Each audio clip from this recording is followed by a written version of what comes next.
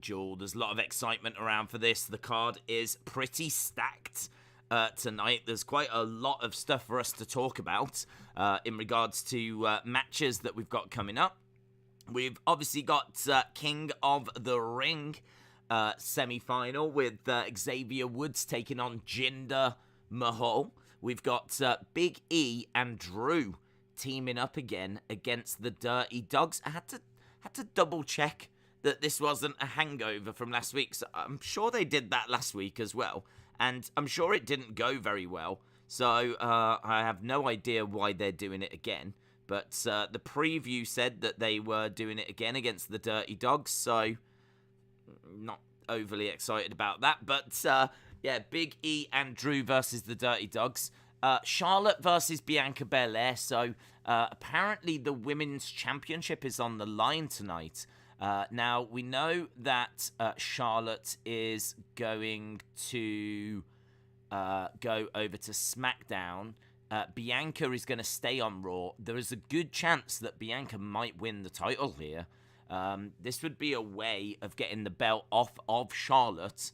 And then it could be that Sasha wins at Crown Jewel. And then that is how we're going to get the belts onto the brands that they need to go on. So Bianca winning tonight, Sasha winning at Crown Jewel would mean that the women's titles go to the brands they're meant to be on. So this is an interesting development. This is an interesting match that we've got tonight. So Charlotte versus Bianca Belair. There is a real chance that we get a title change there. Then we've got Doudrop taking on Shayna Baszler in the semi-final of Queen's Crown. And we've got Street Profits versus RK Bro. And we've got, that's just the Crown Jewel go home information that they've sent out.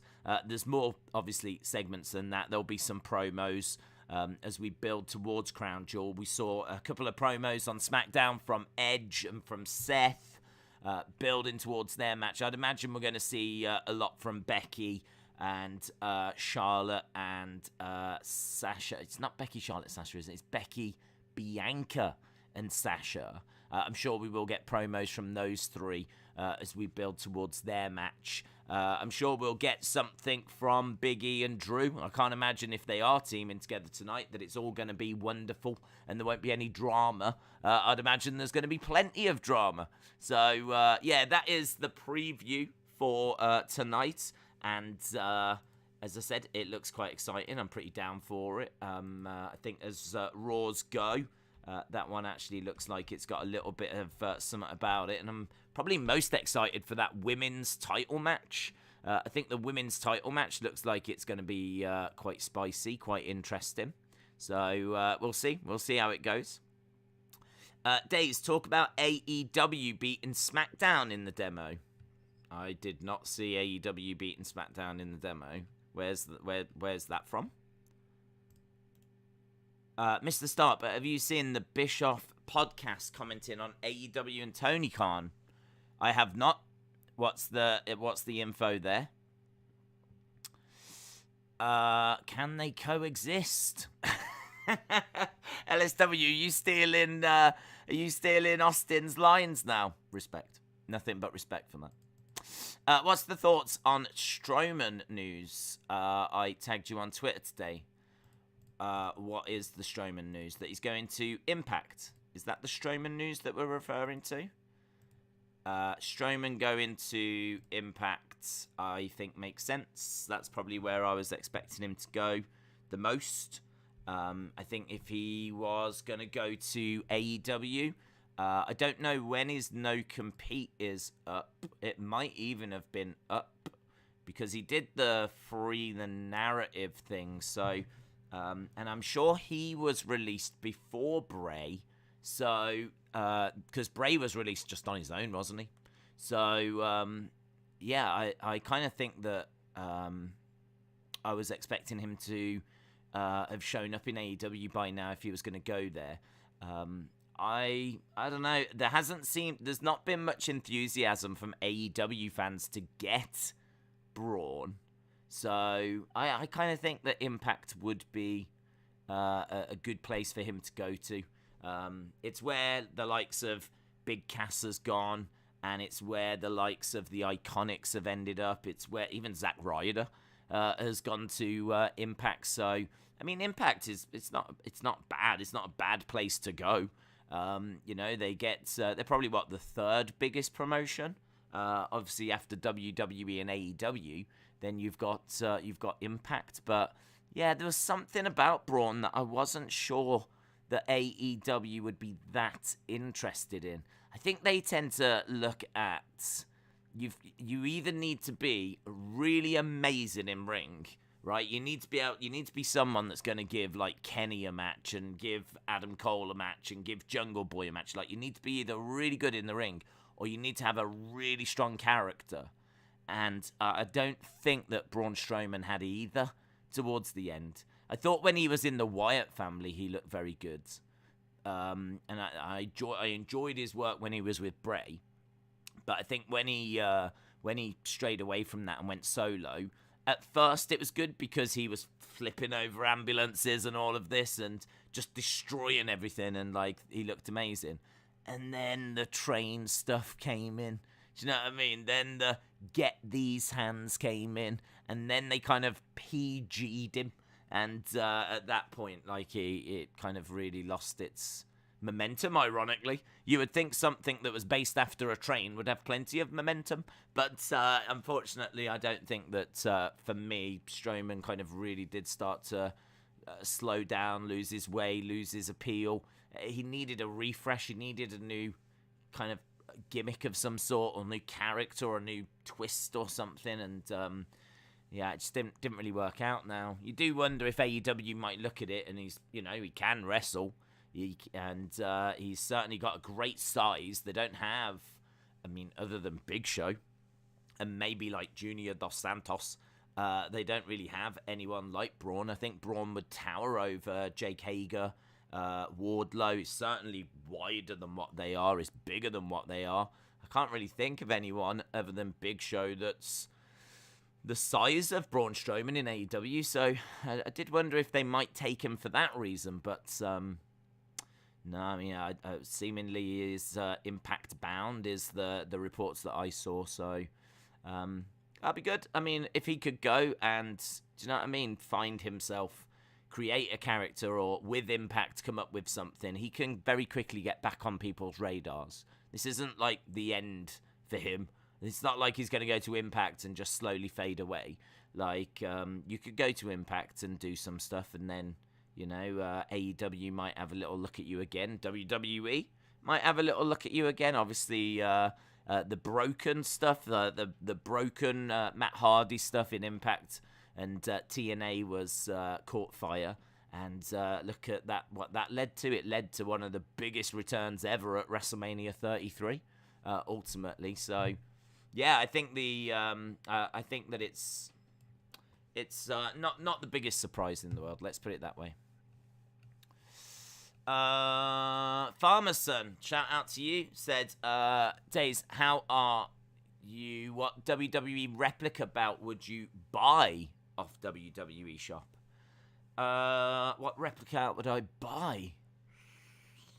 I would probably get the United Kingdom Championship, either that or the really nice new Winged Eagle that they've got. They've just done a Winged Eagle that's the closest they've ever got to the Winged Eagle belt, rather than it just being like a replica and like be one plate that's got like all the detail on it that's a lot closer to what the original belt was like. And they've never gone to that level of detail before for a replica. So I'd say the Winged Eagle is my favorite. To have like the like mega version, the mega replica of the Winged Eagle would be really, really cool. And the UK one, because I've got the women's one, and I've had my eye on the men's one for I don't know how long now. So yeah, those two would be the two. But if you were thinking of getting one, you should just, not worry about what I say or what anyone else says. Go for the one that speaks to you. We've all kind of got that belt. You know, it might be when you first got into wrestling, the spinner was around, and that means loads to you. It might be that you've always had a soft spot for the Intercontinental. It might be one of your favourite matches was a United States match for the championship, and you love that belt as a result. So, yeah, it's you go for the one that really speaks to you. Let's go down. Joaquin said, did you hear WWE were bringing back Retro Raw in January? Yeah, someone mentioned it earlier. I've not actually seen the report on that. I've not seen, like, anything reported about it. It must be out there. It must be that Meltzer's mentioned it, or Sean Ross Sapp, or someone along those lines. But, yeah, I think that we are due one. We haven't had one in a little while, obviously, as a result of the pandemic and everything. And those shows I always enjoy. You always tend to get, like, some backstage segment that has a few legends involved. It's never anything amazing, but it's always something that's, you know, enjoyable for me. I love the legends. So, yeah, I will look forward to that. Febin said, Days, AEW beat SmackDown in the 18-49 demo during the 30 minutes they went head-to-head. You can check Tony Khan's Twitter for reference. What are your thoughts? My thoughts are that the rating came out and WWE beat AEW in that demo. I'm sure the report I saw and what I've seen reported is that it was very, very close, but it was like 0.01 difference and WWE won. So if we're saying that AEW won because in the half an hour they went head to head, AEW managed to beat WWE in the 18-49 demo just within that half an hour, my counter argument would be they got destroyed by overall ratings. They got destroyed. Well, they didn't get destroyed in that demo, but they got beat in that demo by WWE. So it strikes me that we're really picking at little things here. Like, we're really choosing the numbers that we want to choose. If Tony Khan is putting that in a tweet, then it strikes me as being a little bit petty. It kind of strikes me that we're trying to find a number that shows that AEW won when there's a lot of other numbers that say that they didn't. So, and plus also, like, 18-49, I would have questioned if someone had said to me beforehand, who will get more viewers, WWE SmackDown or Rampage? I would have said WWE SmackDown. In fact, I did. I said there was no chance that Rampage would win that. If someone had said to me before, who's going to attract more in the 18-49 demo when they go head-to-head, I probably would have gone with Rampage, to be honest. Probably would have gone with Rampage because I think that they do cater and have always catered more for the real wrestling fan. So, like, that doesn't really surprise me. I don't... when those numbers came out, I don't think anyone won. So Tony Khan's doing what Tony Khan should do, and that is to celebrate any number he can get his hand on that makes it look like AEW won. But in actual fact, I don't think anyone won because AEW got 500 and some odd thousand, which can't be great, right? That can't be great for their show. That is where that show is now. 500 and some odd thousand. Let's not forget that's a show that has done over 1 million when CM Punk arrived. And actually, I heard that their TNT weren't happy with the fact that it was that low. So if Tony Khan is celebrating the fact that he beat WWE in a demo for half an hour, then that's just, in my eyes, deflection from the real story, which is your numbers are pretty poor on a Friday night. And in regards to WWE, they can't celebrate. I'm not just having a pop at AEW. WWE certainly can't celebrate because they went to FS1 and did worse than the last time they were on FS1. Last time they were on FS1, they had around 1 million people watching.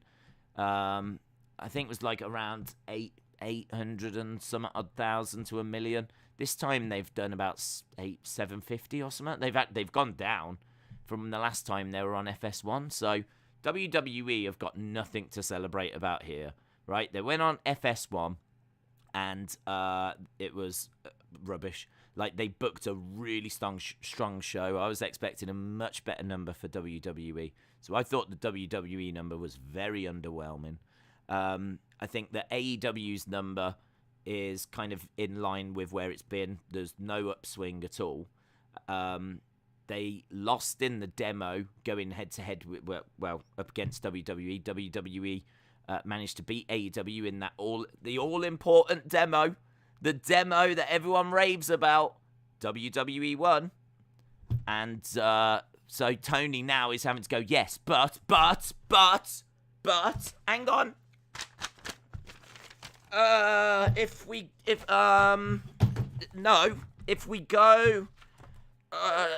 only look at the half an hour, forget everything else, if we just look at the half an hour, AEW beat WWE. So, and he's, hang on, let me tweet that out. Jesus, mate. Honestly, strikes me as petty. Strikes me as desperate. Strikes me as petty. I mean, if you want a war, yeah, and that's your big thing that you can gloat about.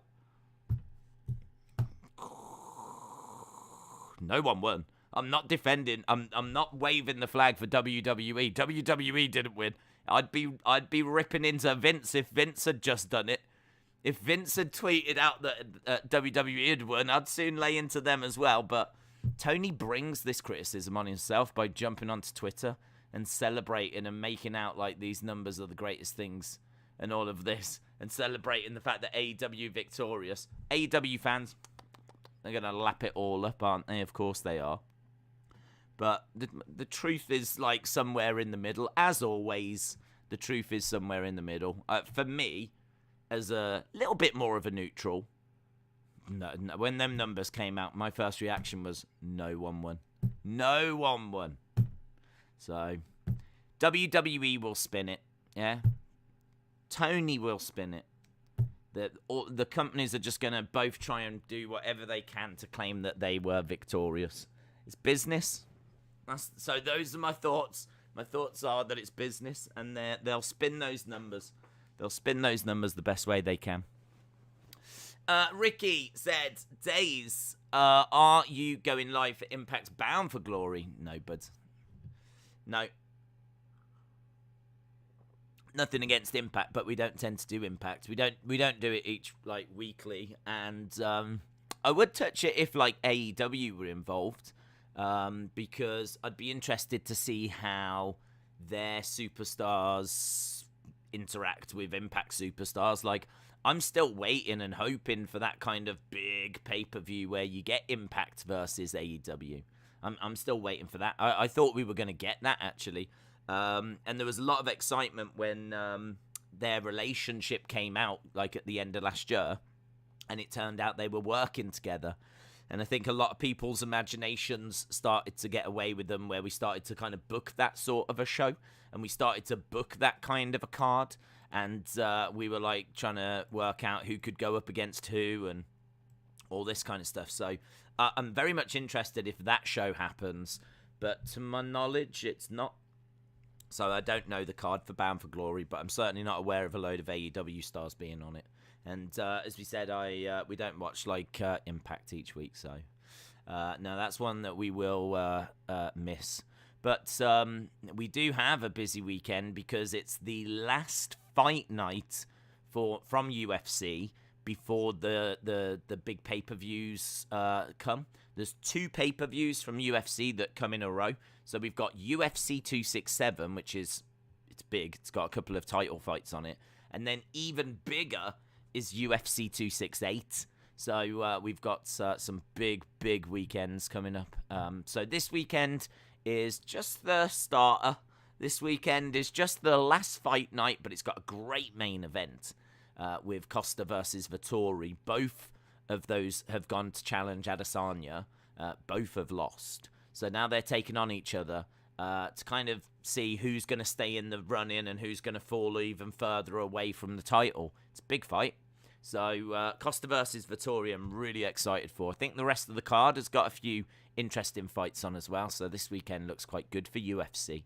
And then we've got, as we said, the weekends after, we've got those big UFC cards. So there's a lot going on. And obviously, it's worth just reminding, Crown Jewel is this Thursday. Crown Jewel is this Thursday. So some people out there might be thinking it's the weekend, might be thinking it's like maybe Saturday or Sunday, like we tend to get with a pay-per-view. It's not. It's Thursday. It's super strange, super weird. It's on a Thursday, middle of the day. I think it starts at like lunchtime Eastern time.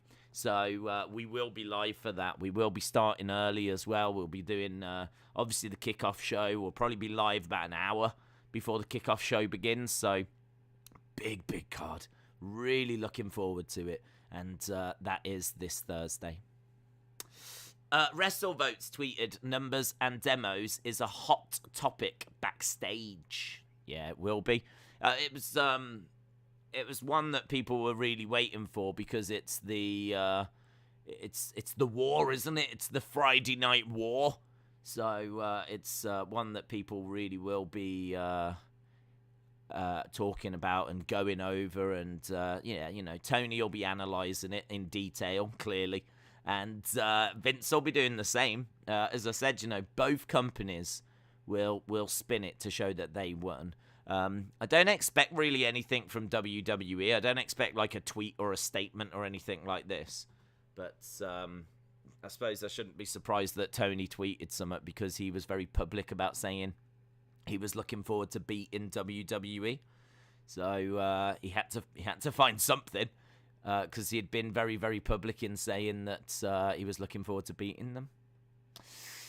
Wrestle with Andy says, do you think that tonight could be the greatest night in the history of our sport? Well, I can't see why not. Wrestle with Andy. I'm a big believer in positive mental attitude. And I think if we go into tonight's show believing that it will be the greatest night in the history of our sport, then I think there's every chance that it will. So I'm gonna say that it will be. I'm gonna say that this is gonna be the biggest night in the history of wrestling, and I'm gonna carry that mentality into every single Raw I ever watch. All thanks to you. So shout out to Wrestle with Andy. Hope you are well. We are making pancakes for Crown Jewel, says Candy Bear Books. Sounds nice. I might do that as well. It's a weird time, isn't it? I don't know what my snacks are going to look like for Crown Jewel. Probably a can of Tenzing and some depression, I don't know. But, if I could squeeze some pancakes in there as well, that'd be delightful. Elliot says, shout out to you, Elliot. Elliot said, Bischoff has said that Tony Khan needs to shut up and focus on producing a great wrestling show. He's not competing. He won't until he goes head-to-head with Raw, at least. That's interesting. And it's very interesting coming from Bischoff because he's been on AEW a couple of times. So I would have had him more in the friend of AEW camp than enemy of AEW because he's been on the show. I remember him asking questions of the Inner Circle. Do you remember when they did that thing and they had a few people step up and ask some questions? He's done a few things on Dynamite and whatnot, Eric Bischoff. So yeah, for him to come out and say that, I think is quite interesting. I mean, I will admit, look, I'm a bit torn on it. I think he should shut up because I think it's cringe. I think it's a really cringe thing. I think a lot of Tony Khan is cringe, to be honest. There's very little that he does that I don't think is cringe. But he's I can understand why he's doing it because we are now sitting here right now talking about him. Do you know what I mean? Like if he hadn't have said that he was gonna look forward to beating SmackDown and then tweet out whatever is tweeted out, like, would we be having this conversation? So, like, he's getting people to talk about AEW and he's creating a buzz, and he's forcing himself into conversation. So, in a way, I totally get what he's doing. I totally understand what he's doing. I totally understand why he's doing it, and I agree with it. I mean, I think it's probably what he should do, is just get people talking about AEW. And he's finding a way of doing that. So, but it is cringe. There's no two ways about it. I do also find it cringe. So I think Eric Bischoff. I can't quite tell why he's said that. I don't know if he's being genuine and he's saying like, this is a bit cringe. Just focus on you. Yeah. Don't worry about others. I mean, he's one to talk as well, isn't he? Considering what he did during the Monday Night War. I mean, like, giving away WWE's results live on air and all this kind of stuff. And now he's got the nerve to tell Tony Khan to focus on himself. The irony. So, but then he has also gone through a war with WWE and learned a few things, and maybe he has learned that. Maybe that's one of the things he learned, and that's one of the things he would do different. I think he has actually said that if he was to go back and do it again, he wouldn't do that. He wouldn't have focused so much on them and spoke about them as much, and that is one thing he would change. So maybe he is giving like Tony like a proper pointer. So yeah, there's lots of different ways to look at it. I can't really blame Tony for doing it because we're talking about it, and it's a good way to get people talking. Equally, it is cringe. And I do prefer Vince's approach of just pretending that Twitter doesn't exist, which I think a lot of us have wanted to do in our lives. I've got a question about Bray. Where is he? That's a great question, Mary. It's a great question. He's at home with his family, with his loved ones, and he is seeing out his non-compete. So when you leave WWE, they tend to have it in the contract whereby you can't actually go anywhere for 3 months after you leave. And the reason why they do that is a couple of reasons, really. It's so that when you do reappear, you're not straight away considered or thought of as a WWE superstar. It's not like they just saw you on Raw and now here you are. Like, the 3 months is in there to give a bit of distance from the company. You get paid. They do pay you for seeing out that 3 months as well. So that's why people don't break it, because they do get money if they do see out the 3 months. So he's been doing that, and it expires at the end of this month. So we're not far away. Couple of weeks, is it? Something like that? Couple of weeks away, maybe even less than that. So there's a lot of theories that he could be on his way to AEW and he could pop up in AEW. And there's a lot of thoughts that his first match might be at their next pay-per-view, which is in early November.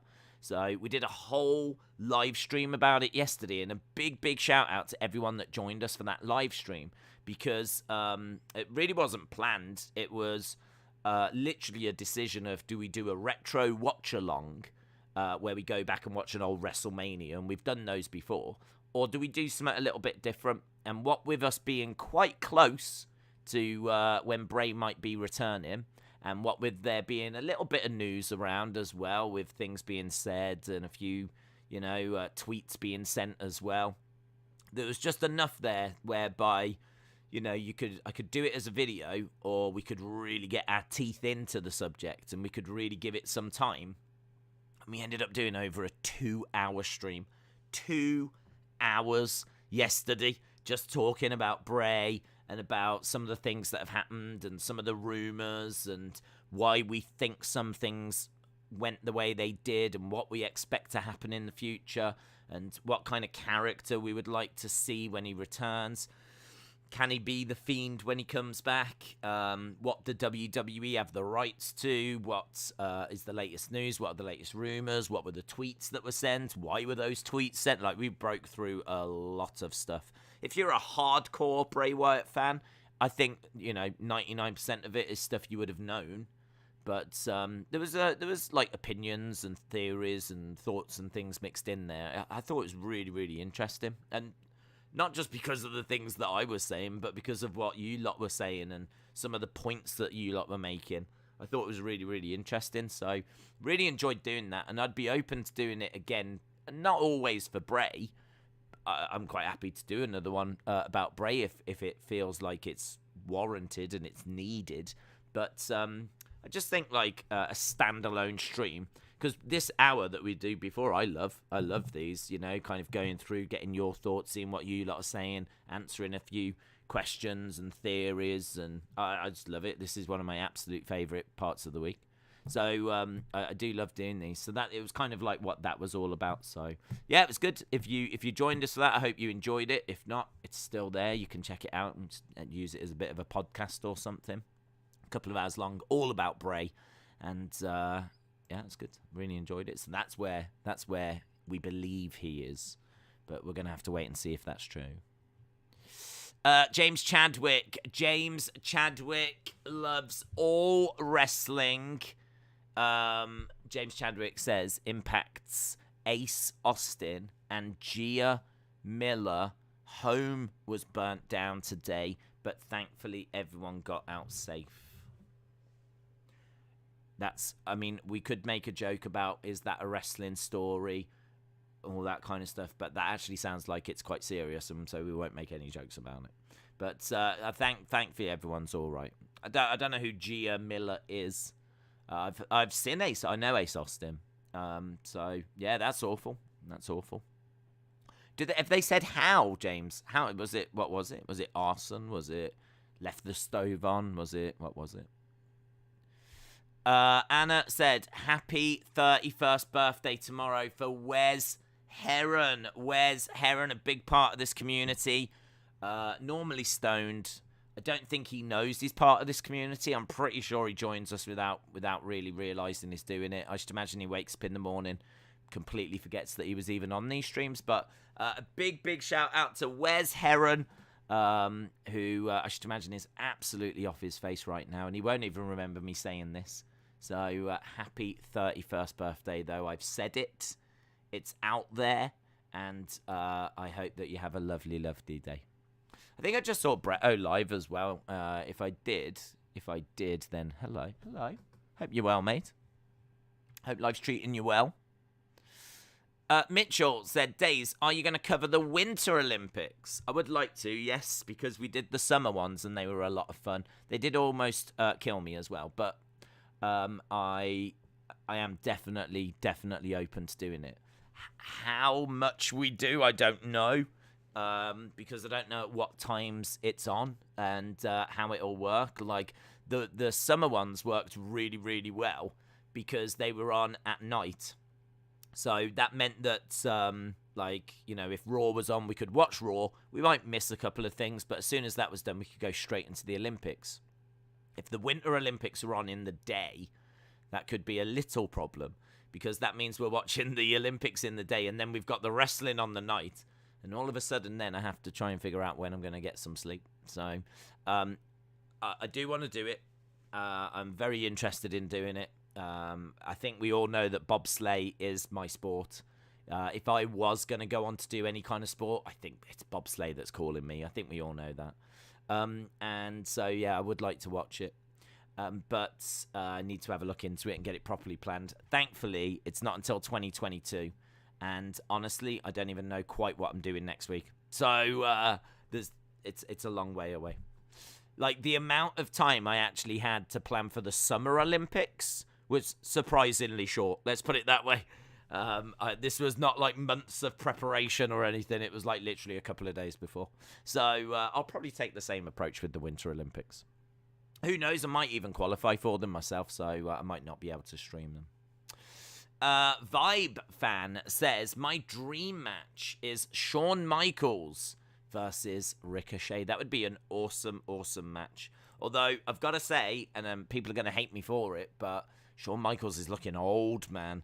Did you see, who was it? Was it Carmelo Hayes won the North American title? And Shawn Michaels posted a Twitter picture of him putting his arms around Carmelo Hayes. You know how, like, Triple H does the, yeah?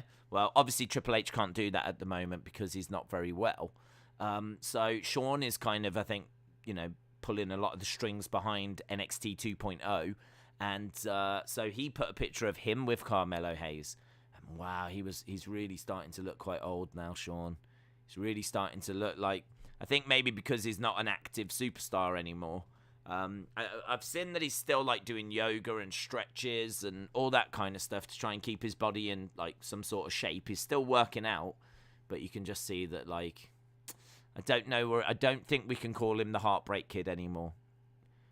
I'm just going to put it out there. He might still be a heartbreaker, but he's definitely moved to the OAP section now. Is the Heartbreak Grandad. That's what he's become. And there's no shame in that. Time does not stop for any of us. You need to remember this. But, yeah, it's just weird seeing Sean. You don't see that much of him now. So when you do see him, he looks a little bit old. Just a little bit old. Hasib said, I'm curious, doesn't your head get sweaty and hot with the beanie from Hours and Hours? I could never leave it on this long. Do you know it doesn't? I think it's because it's really quite cool down here. And actually, if anything, it was a little bit chilly earlier. I did a football stream on football days and soccer, not American football. But if you are a fan of the Premier League, join us. Join us over there. It's a lot of fun. I was wearing a jacket because it's actually quite chilly.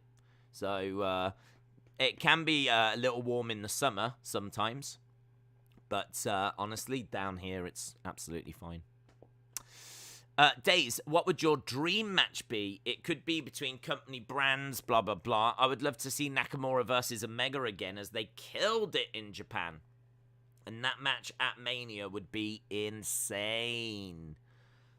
Dream match would probably be...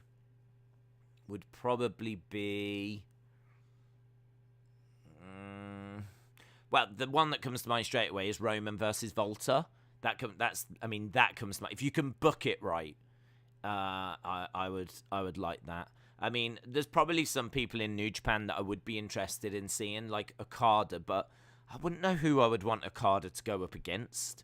Like, I kind of feel like a dream match. I definitely want WWE involved because they never face other companies or, like, do you know what I mean? Like, if I was going to have Okada versus someone, I'd want it to be someone from WWE.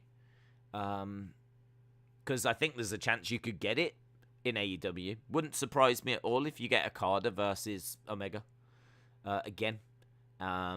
Because though that match was so iconic that if there's a way of doing it one more time, I think AEW would be very interested in that.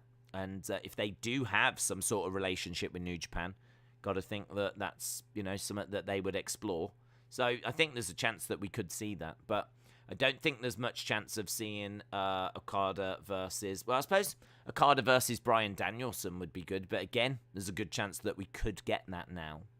So, I don't know. I can't think of anyone that I'd want to see Okada against in WWE. Roman would be a bit too big.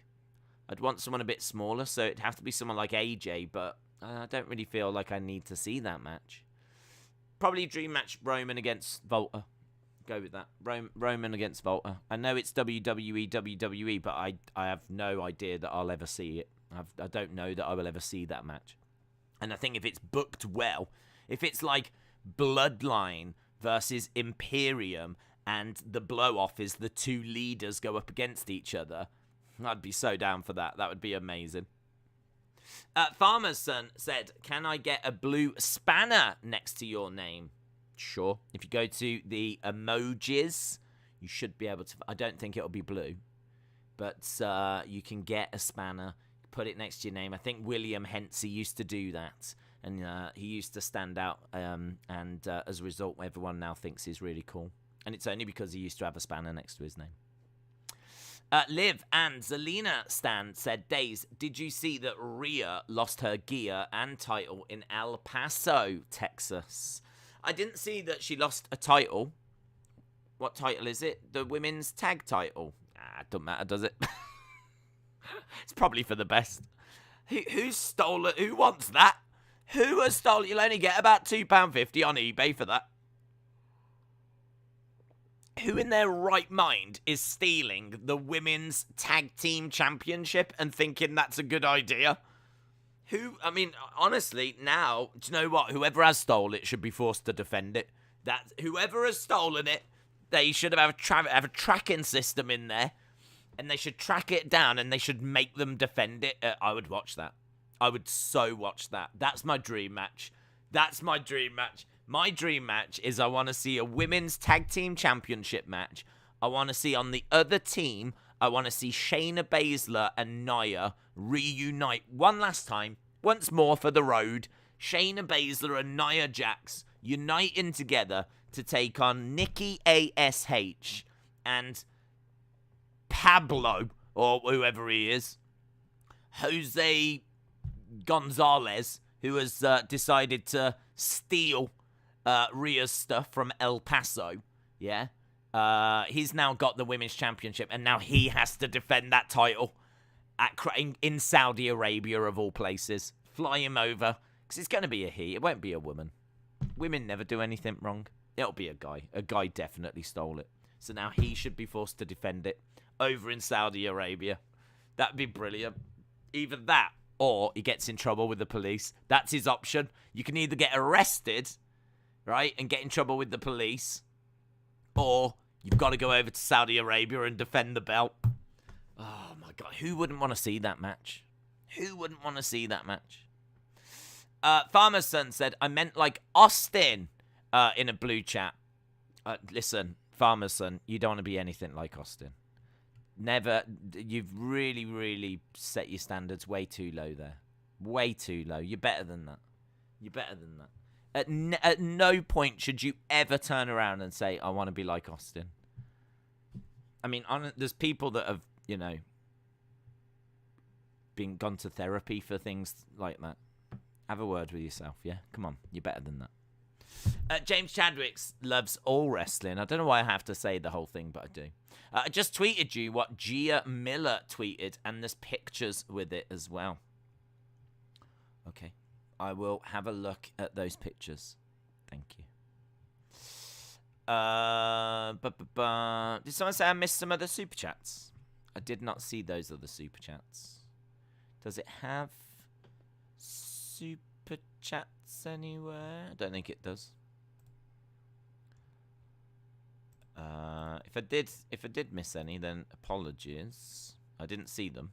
Those are all the ones that I can see on my screen. I can see that we've got Mitchells. I read Mitchells about the Winter Olympics. I read Vibe Fans about Sean, who's looking like a boomer. I wrote James Chadwick loves all wrestling. I remember saying his full name and then commenting about how I have to read his full name. I think I helped Farmer's Son, a.k.a. Farming God, with his concern about being more like Austin, which is just awful. And I think that was everything. What would your reaction be if Brock takes the title at Crown Jewel? Also, how would you take the booking of Roman then? If Brock takes the title, I would be a bit surprised because he's not around. The reports are that he's not back till next year. So who would defend the belt at Survivor Series? And how would all of that work? Unless they were going to, find a way of bringing him in for that show. But then that would mean that he's never going to defend the belt this year. Because the Survivor Series match, you don't get the belt defended, do you? It's just champ versus champ, but the title's not on the line. So if Brock really isn't around this year, but he does end up doing Survivor Series, that means there will be no title defense for the rest of 2021, which is pretty crazy. So I can't see Brock winning. If he did, then how would I book Roman? He would just have to go in a feud. He'd just have to go in a feud with someone on SmackDown. We've got a new roster, and it would just be a case that they would go into a feud. I don't know if he'd pick a fight or they'd pick a fight with Hit Row, and it would be a way of establishing Hit Row. I mean, that might not be the worst. Hit Row are, a new faction, a new group. And don't forget as well, Hit Row have got B-Fab, yeah? And that means that the Bloodline would need a woman. Yeah, you see where I'm going? So you've got Hit Row, 3 guys and a girl. You got the Usos, 3 guys and no girl. Means that we'd need to get a girl. Yeah. So that would be interesting. And then you could do like loads of individual matches, tag matches, build up towards Swerve versus Roman would be fun. Or you could go with Top Dollar versus Roman, who's, maybe that would look a little bit better than Swerve versus Roman. Because Top Dollar's a big boy. Make no mistake about it. Top Dollar being face-to-face with Roman could be quite interesting. So... I'd probably look at doing something like that. That would get you through the rest of the year easy, and it would establish Hit Row. Even if they lose the feud, which they would probably have to, it would still establish that they are what they're about, who they are, the fact that they can step up to Roman and, maybe win a couple of battles, might lose the war, but win a couple of battles. So, Farmerson says, can I be a mod for the channel? Oh, that's what you wanted. When you said you wanted to be like Austin, I really was concerned. No, is the answer. We don't have any vacancies. I always try to keep about 10 mods, and I try not to go over that, because then you got mods everywhere and you're just tripping over them. And honestly, I have enough trouble with the ones that I've got. So adding even more to the mix is a no-no. So I'm sorry for breaking your heart, Farmer's Son, but you need to know that that's what I specialize in. I am a heartbreaker. That's what they call me. I thrive on it. I love breaking hearts. It's normally female hearts, but I'll break male hearts as well. Hasib said, Days, you know Ace Austin, from what you've seen, do you think he could be a top star? Like WWE or AEW, main event in WrestleMania and all of that good stuff. I think he has that potential. I've only seen him a couple of times, but he was definitely someone that caught my eye.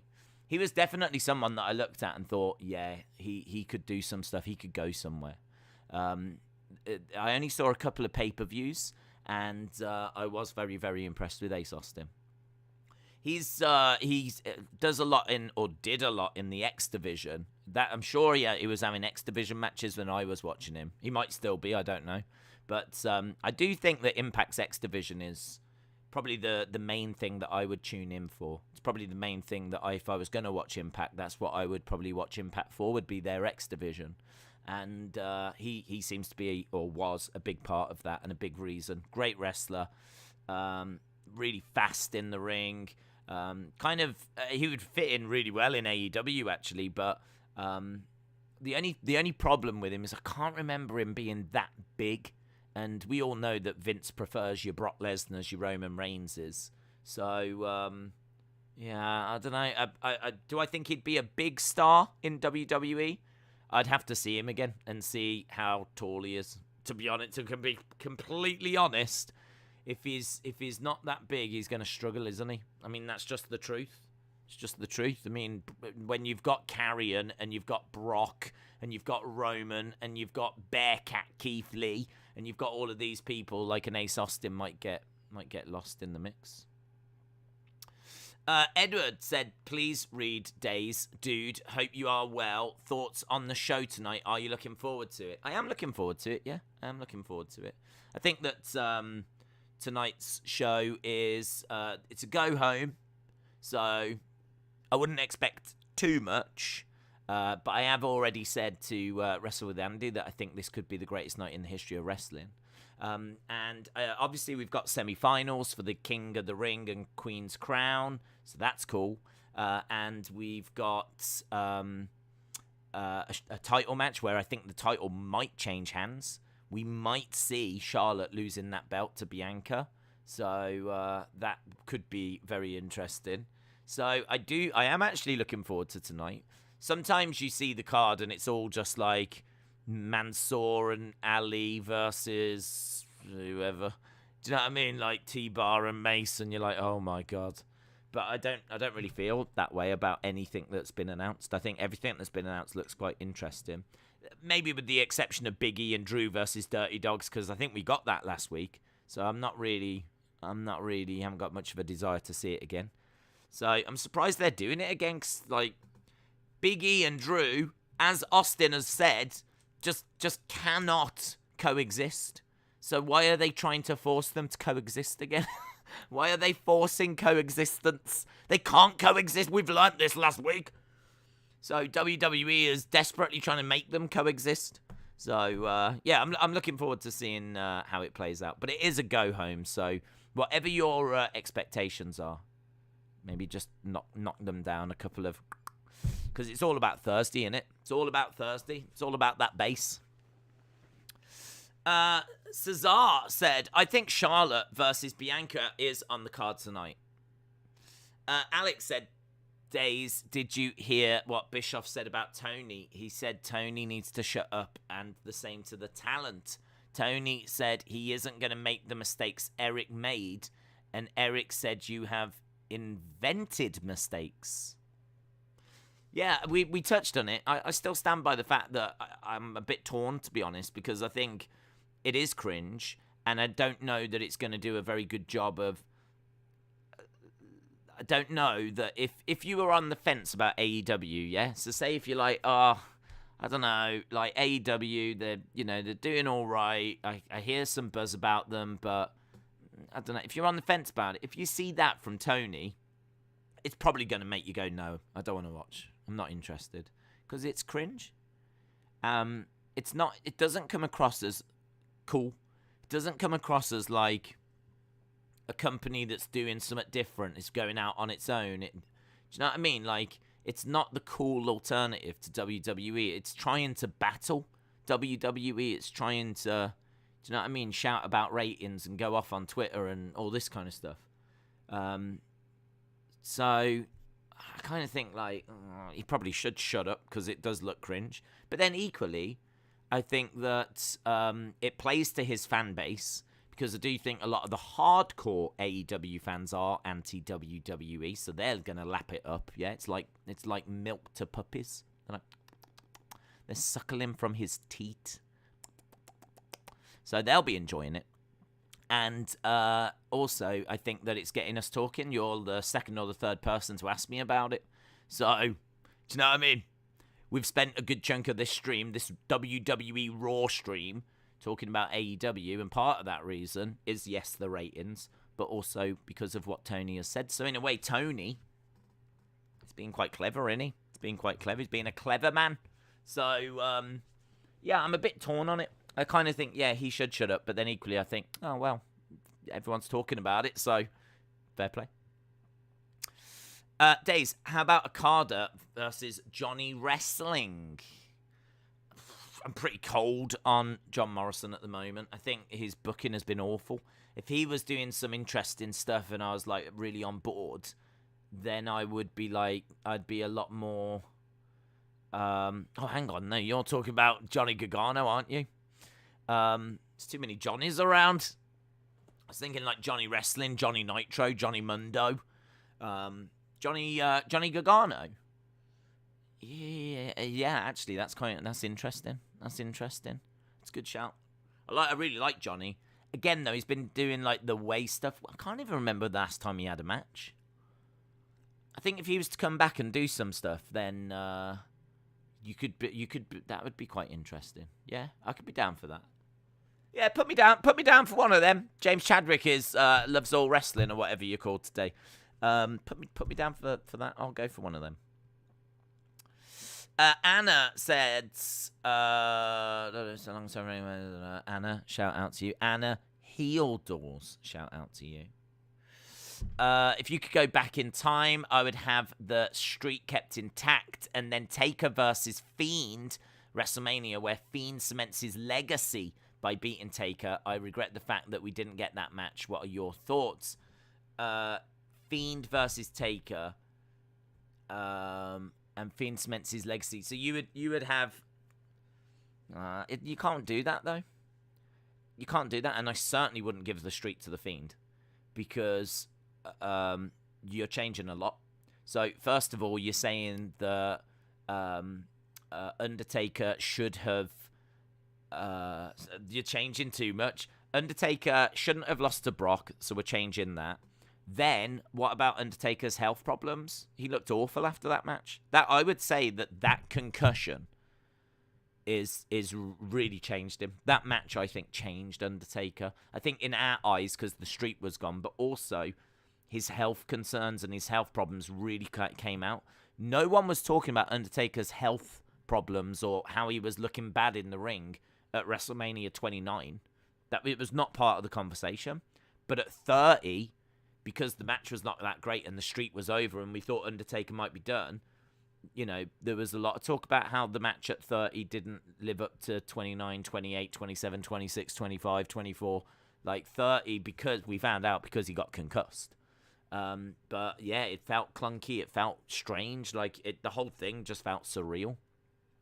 And I'd say after that point, he was never quite the same, or certainly in the fans' eyes, he was never quite the same. Even at 31, his match with Bray, which was all right, still was nowhere near the quality or near the standard of 29, 28, 27, 26, 25, 24, 23. So I actually think they ended it at the right time. You can argue that it's the wrong person, but I think after that match, you see a decline in Undertaker, and I think all of his injuries, all of his health kind of catches him up. So to say that we're going to change who he loses it against, we also need to change his health so that he can even get to a WrestleMania to face The Fiend. Then we're going to say that The Fiend is going to defeat him at WrestleMania, right? And then we're going to have to change the booking of The Fiend afterwards. Like, these creative differences are going to have to disappear, because if The Fiend is going to beat the streak, that means that we're going to keep The Fiend in WWE. So we're going to have to change all that as well. So, you know, clearly Vince had issues with Bray. I don't think that you let go your number one merch seller if Vince didn't have issues backstage with Bray. Whatever those issues are, I don't know what they are, but whatever they are, there was clearly a breakdown in that relationship. So we're going to have to sort that out as well. So I think, look, from a fan point of view, you can fantasy book and go, wouldn't it have been great if The Fiend had done it? In reality, there's just way too much stuff you would have to change. You'd have to change Undertaker's health. You'd have to change the relationship Vince has with Bray so that he doesn't end up beating Undertaker and then getting let go. I mean, imagine if he'd have beat Undertaker at WrestleMania 37 and then gets let go a few weeks. I mean, that would have been a disaster. We would have been given one of the biggest prizes in wrestling to a wrestler that then ends up getting released. This is why Brock actually was not the worst choice, because at least he's still around to benefit from being the guy that ended the streak. The worst thing they could have done would be to take a chance on someone and them to not work out. I mean, think of all the people over the years that could have ended the streak. And, you know, some of them, you know, just didn't quite fulfill their potential, did they? They didn't reach that next level. And, you know, it could have been a bit of a disaster. So I actually think that Brock, in reflection, wasn't the worst, because they've done a lot with him since the streak ended. And I do think it was the right time, because Undertaker's health drastically declined afterwards. So it's an interesting conversation. But there's a lot you would have to change if you would have given it to The Fiend. Right, we're going over to Sacramento. We're going over to Sacramento for WWE Raw. And as we said, you know, the first match they're talking about is Charlotte versus Bianca for that Raw Women's Championship. Giant Gonzalez could have ended the streak. Imagine if that had happened.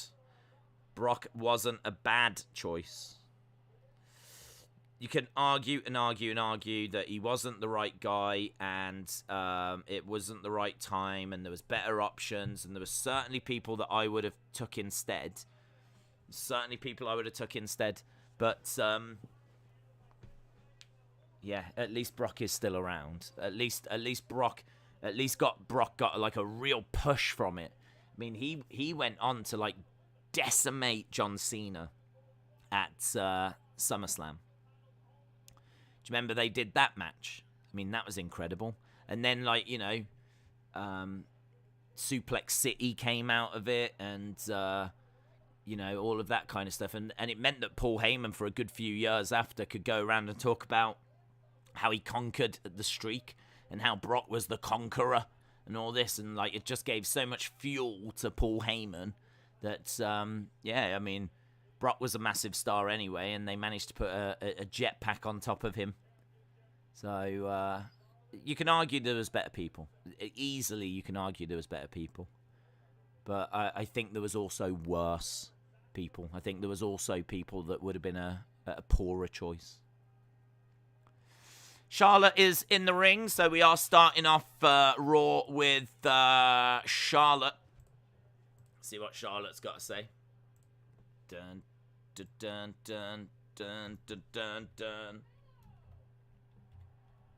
Charlotte Flair. The tribal teeth is going to go to Suplex City, says Cheese Whiz. Out of all of Undertaker's opponents, who would you have had beat him?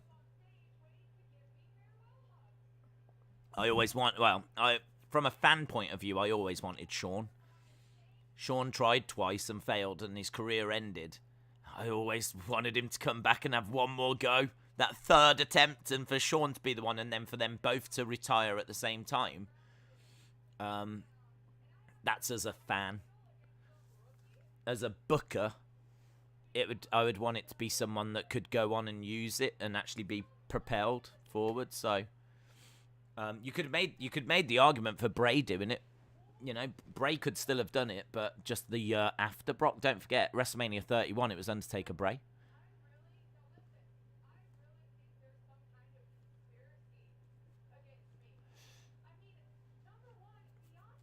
Okay. Charlotte says she thinks there's a conspiracy against her. Bianca's not even on the Raw roster.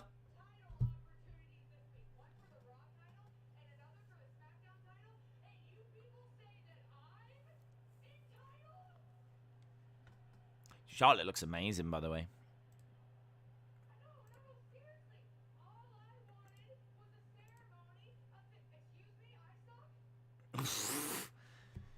Charlotte heard someone saying that she sucked. Sit down? She's telling someone to sit down and shush.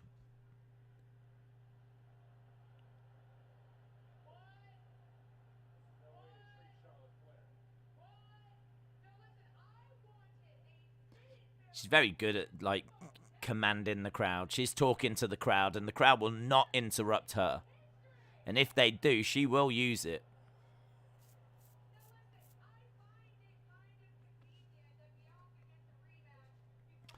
I love the content. Been going through a tough time. You helped me a lot. Joseph, shout out to you, dude. Appreciate the support, man. Austin said, I don't understand why people think Punk was the right choice. The guy left less than a year later. Imagine the guy beating Taker's streak when they're no longer in the company. Yeah, I agree with that. I agree.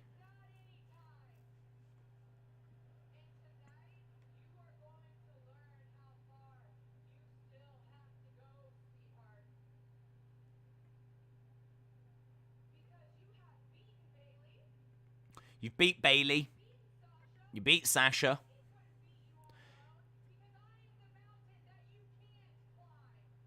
Her attire is stunning, isn't it? It's kind of like a... Is it a catsuit? Skin-tight catsuit? Here's Bianca. Bianca's interrupting.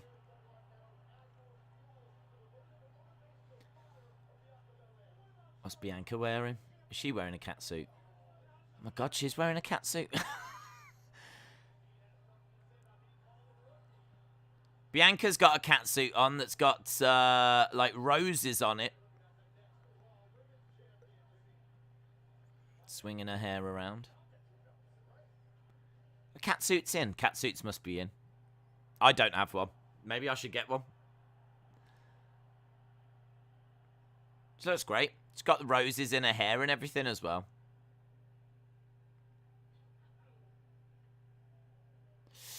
Was this the only match segment announced for tonight, says Ben? No, there are other things. But they're clearly setting this up to be a big main event.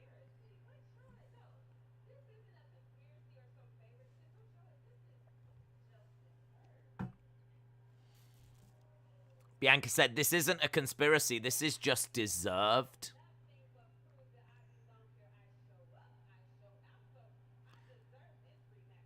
I show up, I show out.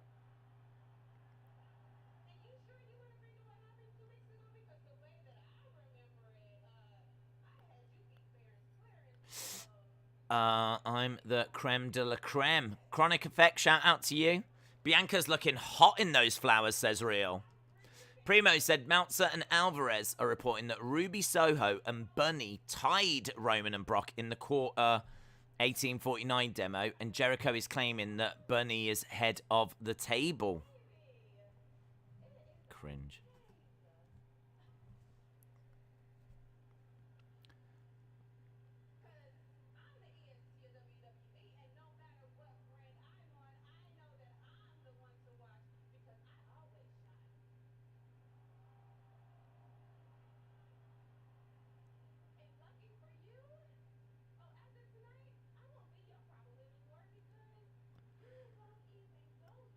Bianca says, after tonight, I won't be your problem because you won't even go here.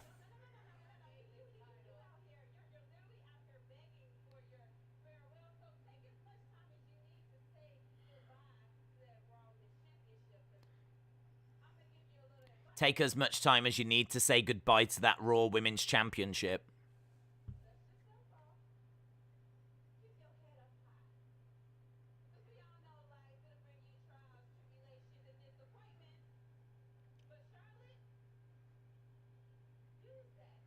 Yeah, there is a lot of talking here, isn't there?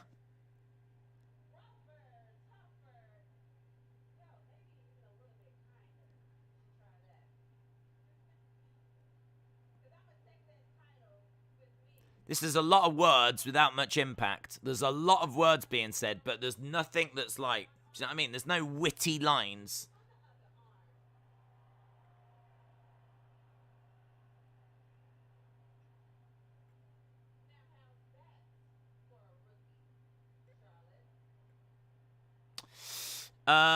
Days, without considering reality and all other external factors, do you think The Fiend would have been the perfect start to end the streak and have a legendary passing of the torch moment? No.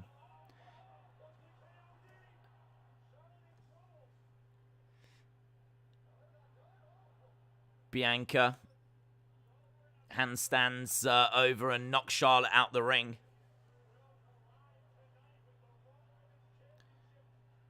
I don't think Fiend would have been the right one if he still ends up leaving when he does. I agree with what Austin said earlier about CM Punk. You know, I mean, what's the point in giving it to someone that's only around for a bit after? Even if you did it at WrestleMania 36, there would have been no fans, so you couldn't do it then. WrestleMania 35, I can't even remember what Undertaker did at that show. I don't know. I mean, there's so much you would have to change. I don't know when it would happen or how it would play out. Did you hear about Jeff Hardy's heel turn? I heard that, well, they've teased that he is going to show a different side of himself. I didn't hear that he was going to turn heel. Obviously, a lot of us were hoping, and a lot of people are hoping that he was going to become Willow. Can I just say, I really wasn't a fan of that opening. I was trying to tell you the good stuff that happened, and I was a bit quiet because there was nothing good happening. Just did not feel like there was any big witty remarks. There wasn't any knockout blows. There wasn't any juicy moments like, you know, this is Raw, you expect some fireworks. And Charlotte came out, spoke to the crowd. Bianca came out, said a lot of stuff, but nothing that was just nothing. It was flat. But we are moving on, and we are moving on to Xavier and Jinder. So this is the semi-final. Let's do a little poll, shall we? Quick poll, quick flash poll. We need to have a winner. Who's it gonna be? Who wins? Is it going to be Xavier? Or is it going to be Jinder?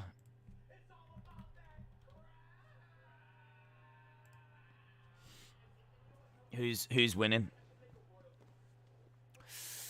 Please don't have Woods lose tonight. I'm worried that he will. Well, we'll see what people are thinking. The poll is up. We've had 8 votes already, guys. We are breaking records. Just like that, 8 votes in straight away. Amazing. I think Jinder's going to win, says Airflow Games. It was decent, but I agree, Days. It didn't knock it out the park, says Brony. Charlie said, did Woods really say Mabel is one of the best kings? He was one of the biggest. He was definitely one of the biggest. Ben said, I've been watching episodes of Raw from 2013, 14, 15, and 16. Those Raws are better than what we get now. Sonny really wants Xavier. Austin says, I bet Harley voted for Jinder. Is Harley a Jinder fan? Harley Mahal. Harley Mahal. Yes. The community's Maharaja. Is that Harley Mahal? Is Harley Mahal around? He's probably too busy trying to vote again for Jinder. Jinder will win, says Delwyn. Jensen said, if I'm being honest, I would like Xavier, but I've got this deep feeling they're going to do him dirty. Lone Star Friend said, we are not seeing Woods versus Finn. Erase Your Mind said, no, in WWE, it will be Jinder. Here he is, Harley Mahal, the community Maharaja.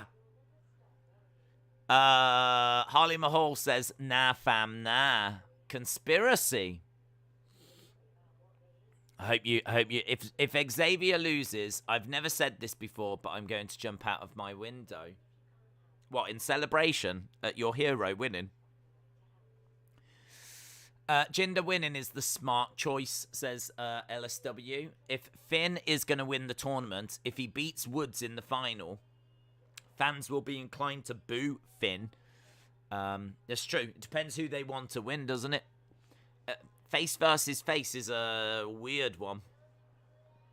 So if we are going to get the Demon King, then it is probably better that he beats Jinder in the final than Xavier. John said, hashtag Jinder wins or we riot. John says, hail King Woods. The Coog said, if you want to see top tier Raw is War, watch the episodes from 97 to 99. That was the apex of Raw. Sonny says, please not Jinder, please not Jinder, please not Jinder. Harley says, come on, Jinder, my boo. Do it for me. The community's Maharaja. Airflow Games said, I don't really want Jinder to win, but he will.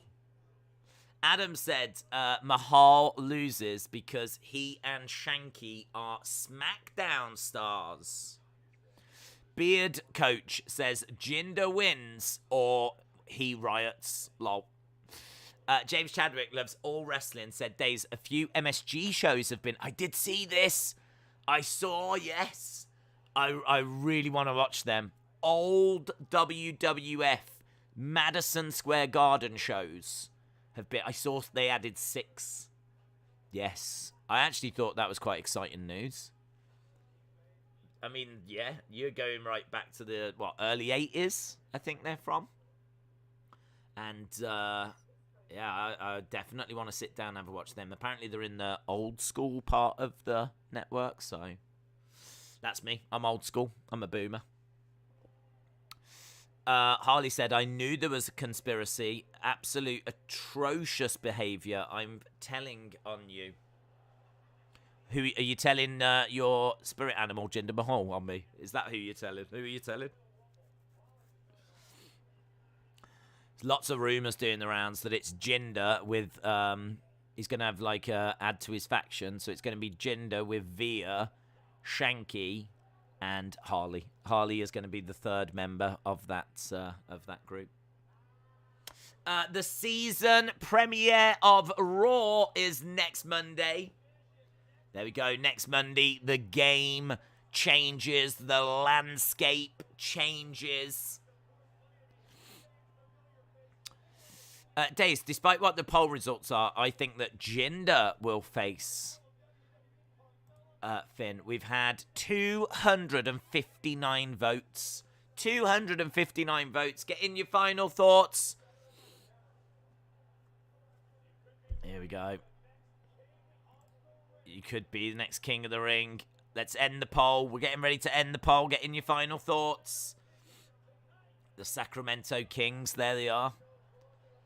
Guys, both of the Sacramento Kings are here. Absolutely brilliant. Jinder Mahal. So, let's see.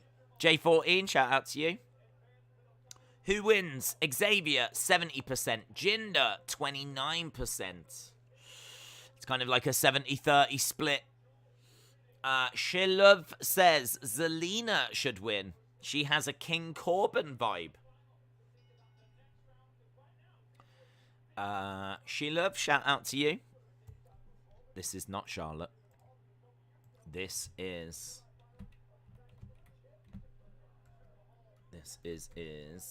Xavier versus Jinder. I mean, I like this match. I like this match because I know a lot of people want Xavier, but I think there's a good chance here that Jinder's going to get this done, to be honest. So I like this match. We all know that Shayna Baszler is going to win Queen's Crown, says BP. WWE Best Champion 1 said it's now Xavier Woods versus Jinder Mahal. That is correct. Harry says, hail King Woods, back elbow by Jinder. Primo said, could you imagine the bigger WWE names on the roster scrolling past Twitter and seeing Tony tweeting like a mark? They won't take him serious. Listen, he's creating a buzz. He's getting people talking about AEW. He's living his best life. Spit it fast. No, you think I should throw this in the trash? No, tricked your haters. Go away before I hit you. I am not a beggar or a kiss-up. You don't understand. There you go. Febin said, thoughts on how to book Eva going forward? I would have her be the head of catering. I think that she could serve the food to the tables. That way it would save the wrestlers having to get up themselves to go and get their own food. I think she could do that. I think she'd be very good at that. And I think it would just provide another level of comfort for the wrestlers. Because rather than having to go and, like, you know, choose your own and whatever, instead you could just, like, say to her what you want as an order, and then she can go and, like, get it for you and bring it over to the table. And she might even pick up a few tips. Do you know what I mean? So, booking going forward, I would probably use her that way. And, you know, she might be able to work her way up to the head of catering, which I think would be, you know, a real step up for her. And that way she can be around her friends, and she can still be employed, so she's still getting a wage, yeah? And I think that would be the best use, to be honest. Big back body drop by Jinder. Harley's favourite, Jinder Mahal. The head of the table in catering. Yeah. She could have a t-shirt saying the food line. Lovely. Dave Meltzer has confirmed Legend Killer is all elite. Many congratulations, Legend Killer. Many congratulations. My only thought is that Jinder will be cheered in Saudi, so I can't see him winning. Two count there for Xavier. Depends, doesn't it? If he comes out and on a microphone talking trash about Saudi Arabia, then he won't be cheered. You've heard of Jinder. There goes Jinder Mahogany. You've heard of Jinder Mahal. There goes Jinder Mahogany. How is that connected? I don't even know what that means. You've blown my mind with that one, Edward. I don't see it. I don't know why I think Charlotte will be added to the Crown Jewel match, and it will be the winner takes... Oh, BP! I don't know. What if she gets added, but it's not winner takes all? It's still just for the SmackDown title. And she wins it. And so she gets the belt. So she's dropped the Raw one to Bianca, but she gets added to Crown Jewel and wins the SmackDown one. I don't think they'll unite them. I personally don't think that. Just because I think both shows need a women's champion. So, you know, USA are going to want to have the women's champion. I'd imagine Fox will as well. So I'm not sure they'll unite it, but they could add her to the match, and then she could, you know, win the SmackDown one. Because at the moment, I'm thinking it's Sasha, because Sasha's the only person that's going to SmackDown in that match. So it makes sense for her to win the SmackDown women's title. Head of catering, calm down. She could be the janitor. Maybe. Look, there's lots of things she can do. Lots and lots of things. There's definitely... A lot of people are like, oh, they should release Eva. No. I don't agree with releasing people. There's lots of stuff she can do. That ring does not break itself down, you know, and transport itself around. WWE is all elite, says Tony. Jensen said, I hate that it's not black and gold brand anymore.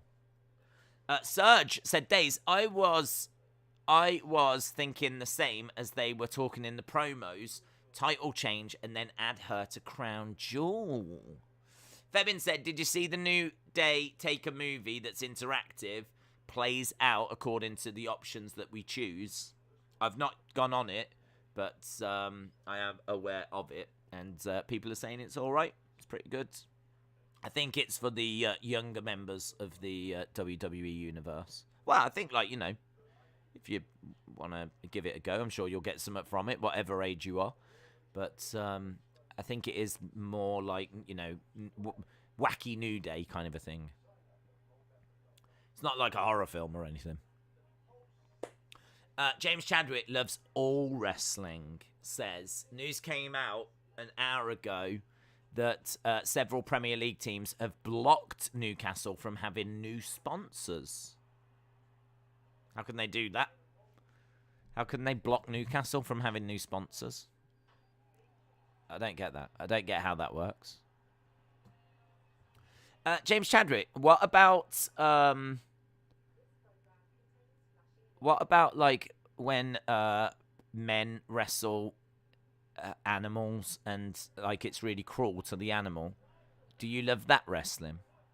Because it says James Chadwick loves all wrestling, but what about the ones where, like, you know, men wrestle bears and the bears are held captive and that's all they do and it's all a bit sad? Do you support that wrestling? What about if there was like a grown man that's wrestling innocent children, not in like a kinky way? Just like, you know, he just wants to win. And he can't beat other adults, so he faces kids all the time. Do you support that wrestling? I'm just trying to explore if James Chadwick really does love all wrestling, because I think there's a dark side to the ring. Kick out by Xavier. James Chadwick says, oh no, that's weird and sick. Wow. You're the one that says loves all wrestling. Austin says James loves mud wrestling as well. Oh my God. He loves mud wrestling. I can't believe it. He loves mud wrestling. He loves to see naked mud wrestling. But he loves all the wrestling. All the graps. Jinder in control at the moment. Days, eventually someone in the New Day will turn heel. Who do you think it will be? I'd probably do it to Xavier. Would I do it to Xavier? I don't think you can turn Kofi. I wouldn't buy Kofi being a heel. I would buy Xavier. Double axe handle by Xavier. Gets planted down. I don't think you can turn him heel until he actually achieves something, though, because people are so desperate for him to win. Xavier grabs the rope. Jinder thought he had it, but Xavier grabs the rope. You might be able to turn Big E. Out of all of them, Kofi is the one I just couldn't accept being a heel. He's a family man. He's a boomer. He's been a face all as long as I've known him. I think he did have a little heel run, though, but... Back elbows coming in by Xavier. Headbutt by Xavier. And again, Jinder goes down. I think Big E is going to keep the WWE title, but Brock will win the Universal. And then Drew goes after Brock, says Tracy. Elbow drop by Xavier. 1, 2, 3. Xavier wins. Xavier wins. It's going to be Xavier versus Finn. I think that's a surprise. Xavier Woods has won. He is looking at that trophy. He's looking at that crown. Xavier versus Finn. I've got to admit, I don't want Xavier beating Finn Balor. A lot of people out there will, but this is two faces going against each other. I'm Team Balor. I know a lot of people want Xavier to do it, but we've spoke before about how he doesn't need to do it this time. It doesn't have to be this time that he wins it. And I think Finn's coming off that loss to Roman. Kofi is giving him the cape, is giving him the scepter. Big Boy Dally, shout out to you.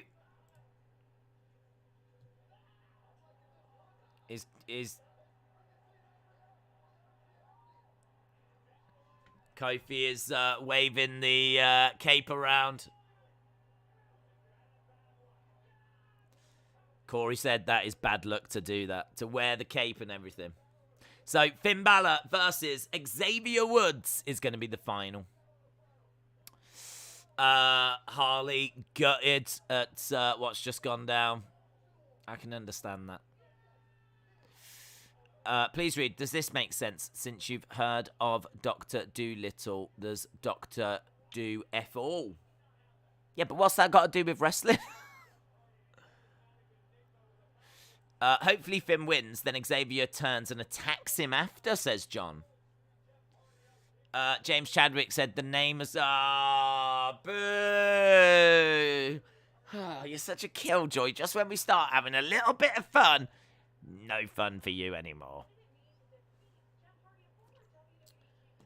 Boo. Austin Theory. Austin Theory said, I did used to look up to Jeff Hardy, but now I'm looking down on Jeff Hardy. Here's Reginald Simpinalds being chased after by Gulak, Tozawa, Drake Maverick. I haven't seen any R-Truth. There's R-Truth. Austin Theory.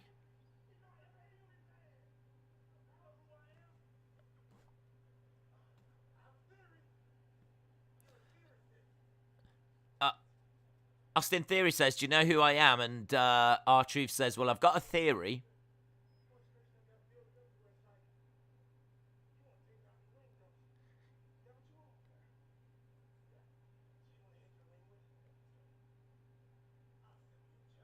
I'll accept your challenge.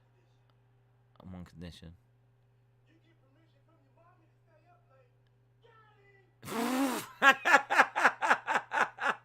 That was great from R-Truth. He said, I'll accept your challenge in the ring as long as you do one thing. And he's like, what's that? And R-Truth says, as long as you get permission from your mom to stay up late. Got him! He did get him as well. That was good from R-Truth. Do you know what? It's just nice that they're using R-Truth in some way other than the 24/7. I mean, it is possible to use R-Truth in a different way. It doesn't always have to be the 24/7 thing.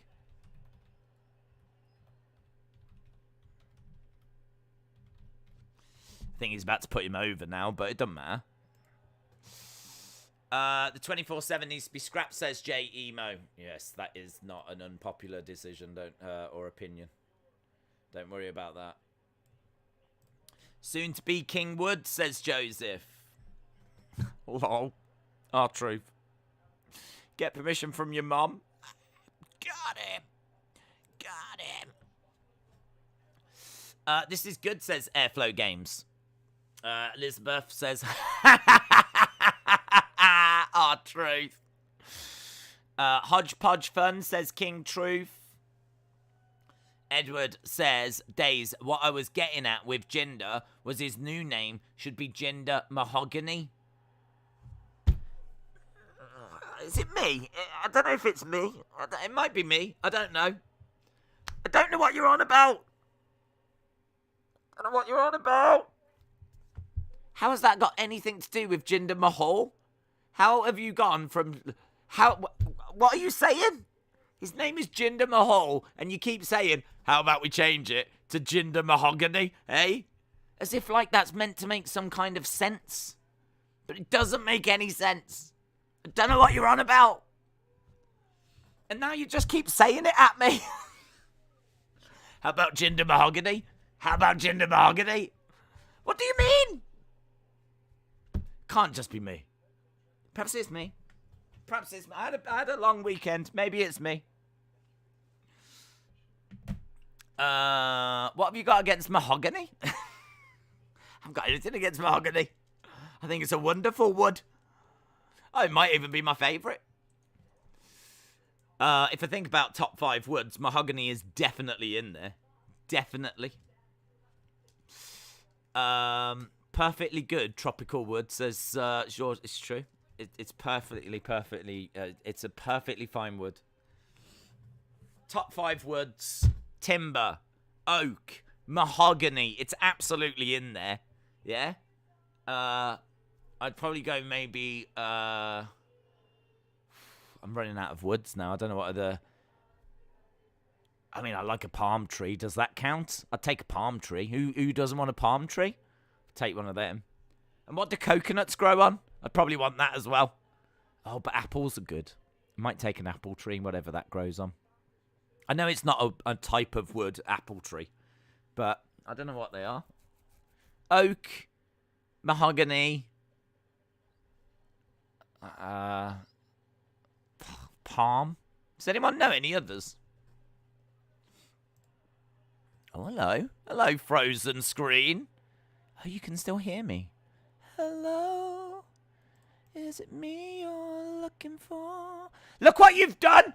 Look what you've done, Edward, with your mahogany talk. Look what you've done. Look at what you've done. Unbelievable. This is the future of streaming now. This is the future of streaming. I know I'm frozen, and I also probably could fix it. Hang on. We are back. Should we just do the rest of the stream like this? Look at the chat. I can see the chat. I know it's frozen. How does the mic smell? Smells like your mom. Hang on. Oh, look at that. Look, you're seeing behind the scenes now. I'm back. Yeah! Backstreet's back. All right. There we go. Well, that was wild, wasn't it? I don't know why it did that for so long. Frozen Days. It was evil, Edward. It was. It was. Even the stream can't cope with some of the comments that have been coming through. Even the stream is like, I just can't stay. I just can't. You're back. I am back. It's a sign. He is now officially Jinder Mahogany. Days looks like Frozen trying to headbutt the microphone. That's exactly what I was doing. Days was cosplaying as Elsa. Yep. Not even for Halloween. I just tend to do it. Just, you know, we've all got hobbies. Welcome back. Thank you. Thank you. You're unfrozen? Yep. Did the real little lad freeze your screen by singing Berries and Cream?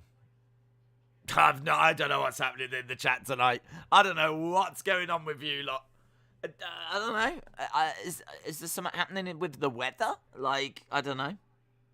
Has someone spiked the water? I don't know what's going on. Back and bigger than ever, the way I like it. I feel your trouble. He's confused me 100 times this year. It's not you. Okay. Days, I don't know what you're saying. Jinder Mahogany is the future of wrestling. Well, do you know what? I'm just going to say he is. You're right. Yeah, he is. Yeah. He is. It's the future of wrestling. Hey, talking about the future of wrestling, here he is. All joking aside, Goldberg is in the ring. Goldberg, the future of wrestling. We're seeing the promo. Obviously, he will be taking on Bibby at Crown Jewel. Crown Jewel this Thursday. I don't know if we've got Goldberg on the show tonight. There's a Jewel interview that we've got. No holds barred interview. Goldberg and Bibby Lashley. Raw is making us all crazy, says JJB Gaming. Right, we're going back to Austin Theory. Austin Theory and R-Truth about to face each other. What's up? We haven't heard this in a while. Oh, hello. It's like... I made a mistake. That one's on me. My bad. I didn't accept your challenge for R-Truth. I accept your challenge.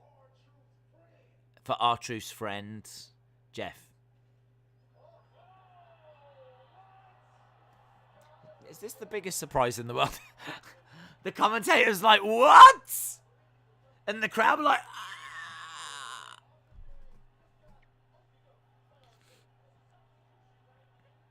Well, there we go. Jeff Hardy is making his way down to the ring.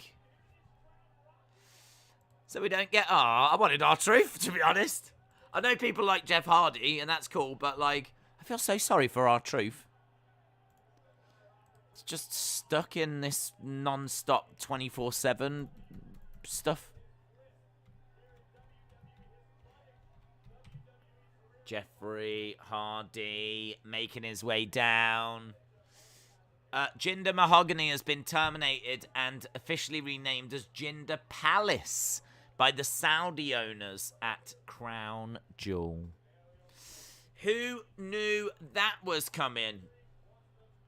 Says James Chadwick, who doesn't like all wrestling anymore. After it was pointed out some of the wrestling is bad. Come on, Hardy needs to lose so that we can get Willow sooner than later, says Rye. What about a sobby Lashley? Yeah. Anna said, who was surprised? Hands up. R-Truth seems happy with his role. If he's happy, I'm happy, says Shola. William said, no holds barred, next member stream. Miss Clown Bear, naked and oiled up. Be there because the sexy pickle is on the loose. I went for it. I don't always read, and by don't always, I mean I never read William Hence's comments. It's just my therapist said it's better for me that way. But I did it that time. And I do regret it. Right, we've got Austin. Net breaker to Jeff on the outside of the ring. You don't tend to see that much. Net breaker to Jeff Hardy outside the ring. Triple H, HBK, Undertaker, Edge, Kane, Madison Square Garden, Kevin Nash. Are we just shouting out wrestling things now, Christopher? Brilliant. You know the fat guy from Impractical Jokers? I swear I just saw him at ringside. That was Michael Cole. John says, will the winner of R-Truth versus Austin be the new #1 contender for the 24/7 title. Well, sadly, they're not facing each other. It was false advertising on my behalf. So please send all your complaints to via DM to Austin316. If you've got any complaints about tonight's stream, please DM them on Twitter to Austin316. Edward says, Days, I have been mean to you and I am sorry. Edward is all elite. He isn't really sorry, says Sam, a.k.a. the mother. JP Fawn said, what did I miss? I had to go to the store for supplies. What supplies did you have to get? Sounds like you're in some kind of nuclear war. What's going on? The guy from Impractical Jokers is often at WWE shows, says JDEMEC. No, again, I think you're getting confused with Michael Cole, who is also quite often at WWE shows. Fan of the Austin Power films. Who isn't?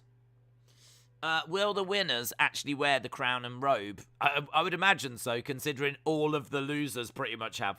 Whenever someone's won in a round and got through, then they tend to pop it on. So I think pretty much everyone has wore it already at this point. Jennifer Lockhart, shout out to you, Jennifer Lockhart, says Sal from Impractical Jokers is at wrestling events quite often. The whole group are wrestling fans. There we go, guys. We've sorted it now. If you think you're seeing Impractical Jokers, you do not need to go to the doctors. It turns out they are actually wrestling fans. Days, do you agree that R-Truth should have been WWE Champion or King of the Ring? I think King of the Ring. I don't know. I would have put the WWE Championship on him. Have we seen Bearcat, Austin? I was at the store, says Frenchie. Everyone's been to the shops. We haven't, by the way. I can answer that, Frenchie. I can answer that. I wonder who will be the King of the Ring. Queen's Crown. We are getting Xavier versus Finn in the King of the Ring final. In regards to the Queen's Crown final, it's going to be Zelina versus either, is it Shayna or Doudrop? And we've got that match coming up later. That's an interesting one as well. I don't know who's going to win that one. Shayna or Doudrop. We'll do another little poll when we get closer to that. And see. You lot called the last one. Fear the wheel. Fear the wheel. It's not Halloween without the havoc. Halloween Havoc. Live next Tuesday, 8/7 Central. Days, what have I missed? I was letting my kids out of the basement for lunch. Not much. The big thing you would have missed is Xavier winning. Other than that, not really anything's gone down in the first 45 minutes. We've now got Jeff Hardy and Xavier. No, Jeff Hardy and Austin. How did I get Austin confused with Xavier? I think it's because I've just been talking about him. Because, fun fact, they don't look much like each other. I didn't miss Xavier versus Jinder. You did miss Xavier versus Jinder. What a smooth transition. The way Triple H went from Triple H to Triple H. Now that the title isn't involved, I'm sort of looking forward to Lashley versus Goldberg. I do like Goldberg, but I don't want him to be in the title picture because all he does is win it and then lose it at the next pay-per-view, says Ben. Interesting. Airflow said, what have I missed? I've been eating cookies. Guys, I'm not going to individually bring you up to speed. Just watch the show. Although cookies does sound quite nice. So Austin Theory over by the barricade, and Jeff Hardy hurls himself into Austin Theory, who goes crashing down to the ground. Adam said Crown Jewel this Thursday with a 1 hour kickoff before. Oh, here we go. The top's come off. Jeff Hardy takes the top off. He's going up top. Swanton bomb time, and Theory launches himself over at the ropes. He's got Hardy on his shoulders. Ooh. Like a face buster. 1, 2, 3. Austin Theory wins. Austin Theory beats Jeff Hardy.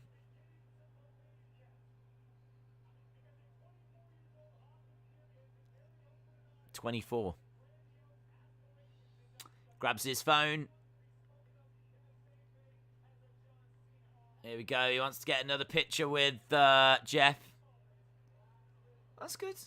I mean, it's better to do it then than to try and, you know, you don't want to interrupt him backstage. Backstage, he might be having something to eat. He might be getting in touch with his family. You don't have to hassle him. So if you get the opportunity to get the picture... Yeah, that's good, that is. It's a nice picture as well. Oh. Twist of fate. Twist of fate to Austin Theory. No, he's going to delete it.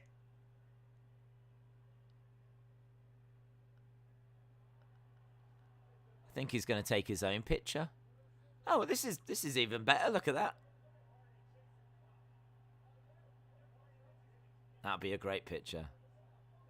If I was Austin Theory, I'd definitely get that framed. Look at that. I'd definitely have that in my house. That's a nice gift, that is. Days, did I miss an excellent show? Austin said he was about it, and that Lopez wasn't on the show, and he said phew. She doesn't go here. She doesn't go here. Just seeing Big E and Drew McIntyre last week against the Usos. I actually like that, says BMS55. Days, how are you doing tonight? Pleasure to see you as always. Matt Handy, shout out to you. Justin said, that's a good gift for Christmas. It's a great gift for Christmas. Austin Theory's partner could go and get that actually made, put onto a canvas, get it actually done as a lovely... lovely picture that could go up in their living room. It is a lovely gift. How's Kia? She's alright. She's fat. That's how she is.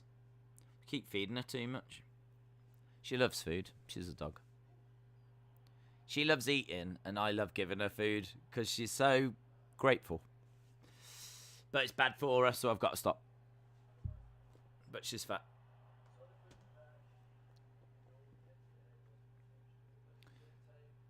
Right there, backstage, and we're with Big E and Drew McIntyre right now.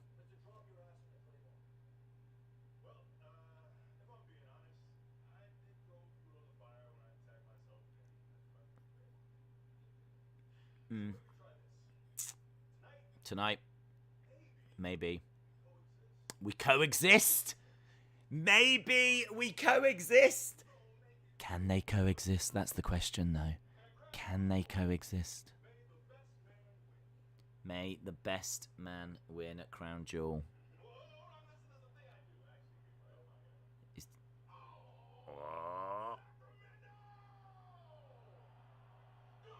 Damn, be sour.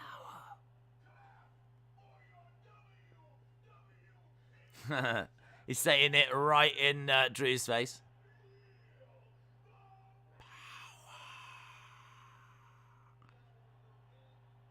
Yeah, I want to go big. When I hear that, I always think that I'm in a fast food place. Yeah, I want to go big. No, I'll keep it medium, thank you. I'm trying to watch my weight. Yeah, I want to go big. Thank you. It's only 30 cents more. No, I'm all right. No, I'm all right. Thanks, though. Appreciate it. They can't coexist, says Let Him In. Reese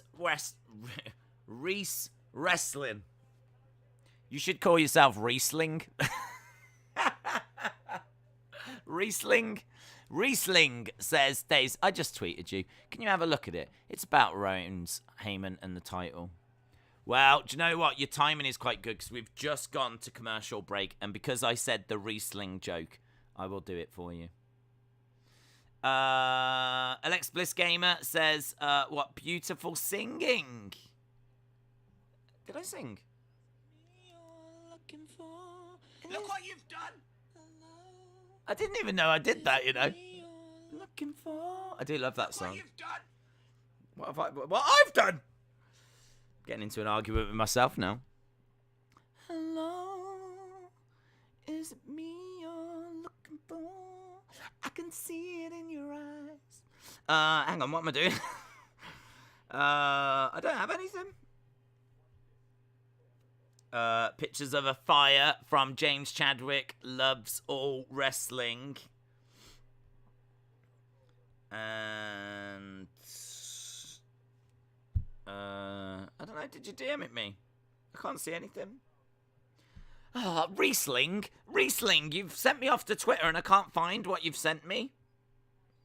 It hurts. That hurts. I feel like I've been lied to. Unbelievable the way I get treated. Apparently, the face Jeff made in the picture was a very Willow-esque face, says Alex. I like it when you yell more than sing, says Austin. Days, can you go to Twitter for no reason? Days, can we see Kia? No, she's fat and she wouldn't fit down the stairs. I will be Big E and Drew McIntyre. It will be Big E and Drew McIntyre versus Bobby Roode and Dolph Ziggler next. It is, yes. WWE Best Champion, that's correct. Adrian said, we want Kia. God, I can't stress this enough. She's fat. I can't stress it enough. Like, I wouldn't get her down the stairs. I wouldn't be able to carry her. She's fat. She's the fattest dog you've ever seen. She might try and eat me. It's fat. Fat dog. And I mean that in the most loving way possible. She's fat. And I tell that to her face. And she just looks at me, panting like, because she's out of breath, because she's fat. Even just moving her head and looking at me, she gets out of breath. She's a fat dog. Don't say that. I've said it, and I said it straight to her face as well, many, many times. And she still loves me, because dogs love humans unconditionally. Even though I call her fat every day.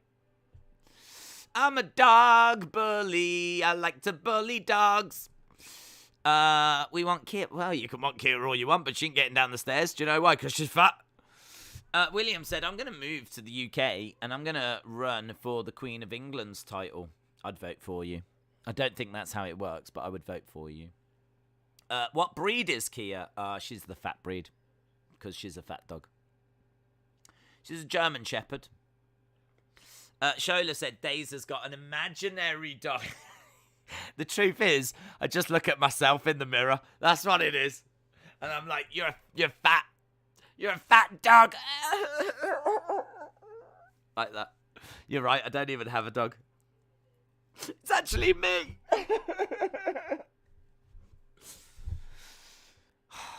Feels so much better getting that off my chest. Right, we've got Adam Pearce and Sonya Deville and Charlotte Flair. Woo. Is this another way to screw me over?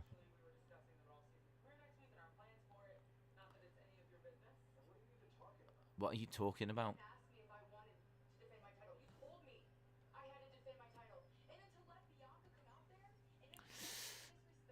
The disrespect.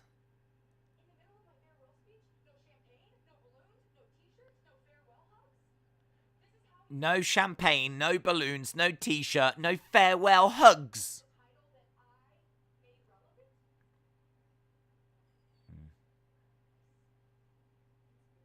I smell conspiracy.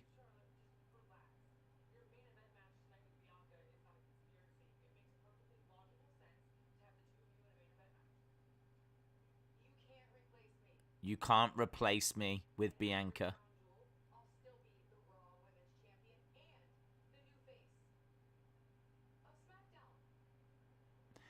Charlotte said, after Crown Jewel, I'll still be the Raw Women's Champion.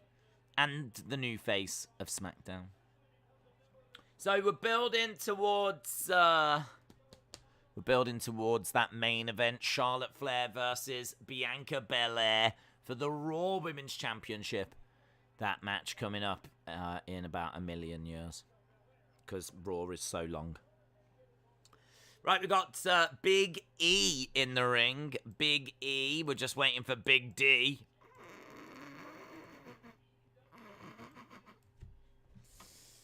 Big E and Drew McIntyre about to be taking on the dirty fat dogs. The dirty fat dogs, because all the dogs are fat. Days, I hope you are well. I'm very well, thank you. I'm emotionally very strong. Do you like Cocker Spaniels, says Harry. No, because they're fat. I remember you having a really small dog in a reaction video to Kevin Owens winning the title. Yeah, and then it became fat. J14 said, Big D versus your dong, Sonny. Please, there's no need for that kind of language around here.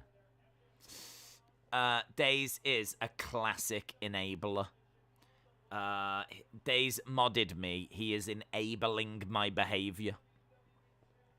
Harley Maharaja said, Days, what did I eat for tea yesterday? What happened in Dynamite? Anything happening in the cinema? What's the card for Saudi?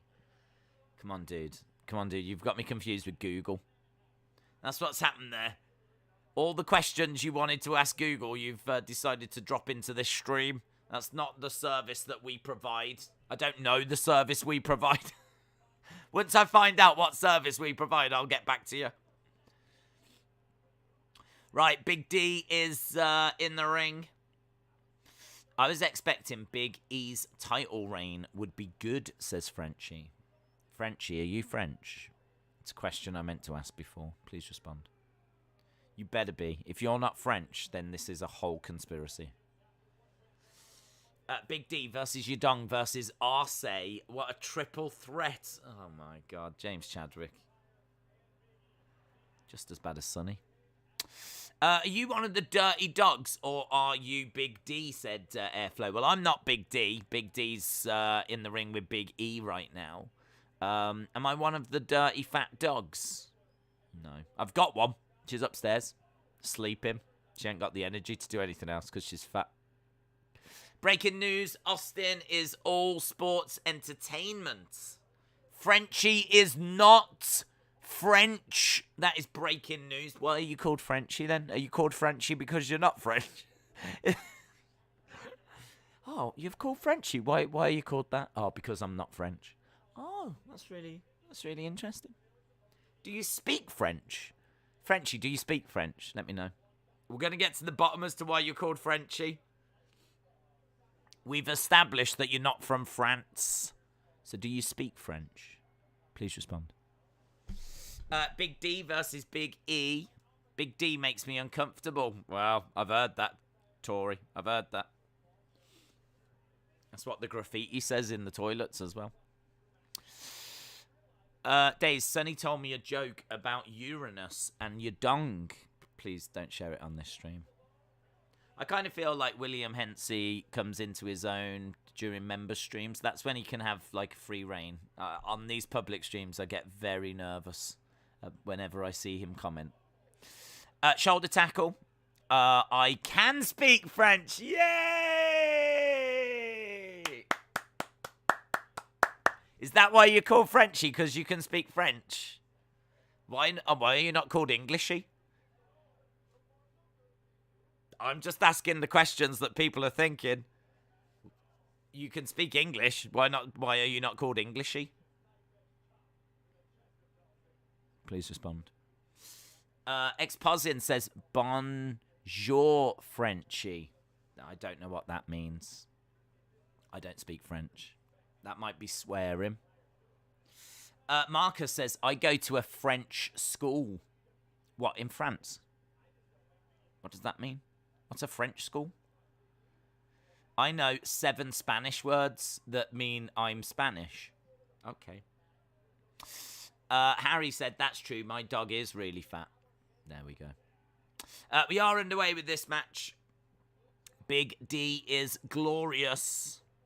Let him in, said Days. Will they be able to coexist? It's a big, big question. It's a big question. I don't think so. I don't think so. I don't think any of the Impractical Jokers are there. Raw is in California tonight. Yep. And the Impractical Jokers are banned from California. They're not allowed in. Days, bonjour means hello. Oh, we're learning some stuff. There we go, guys. Bonjour means hello in French. When I made this account, it was French fries. Then I was like Frenchy.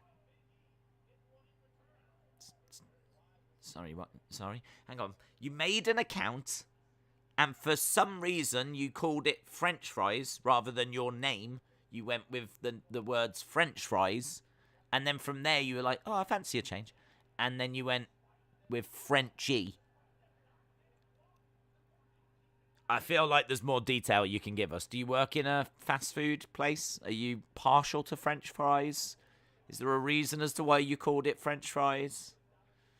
I feel like there's more info that you could give us. Please respond. Days, you keep saying you're not going to read my comments, yet you continuously read them. I just want you to know that I acknowledge you as a friend. And you know what? You put that at the end just as I'm doing it. How weird is that? You put that at the end just as I'm actually doing that. Oh my God, we are such good friends. We might even be like soul partners. Days, I'm American, but I consider Canada my second country. Okay, I didn't know that was a thing. If we're allowed second countries, then I'm gonna have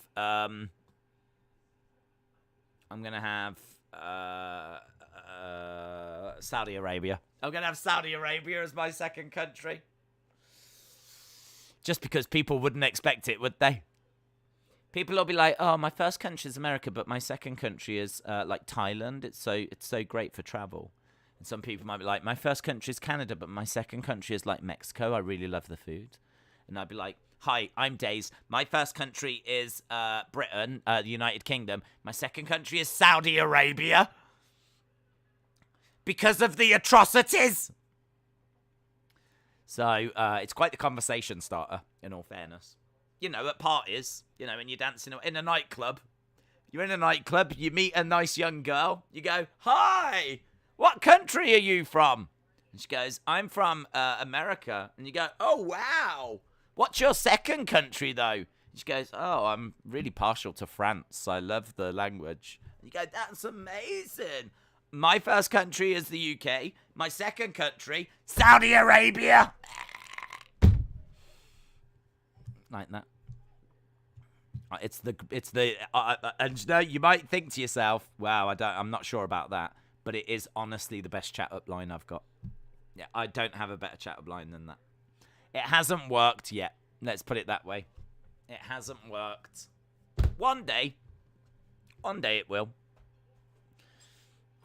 Normally at that point I go, "Do you want a drink?" And they've already gone.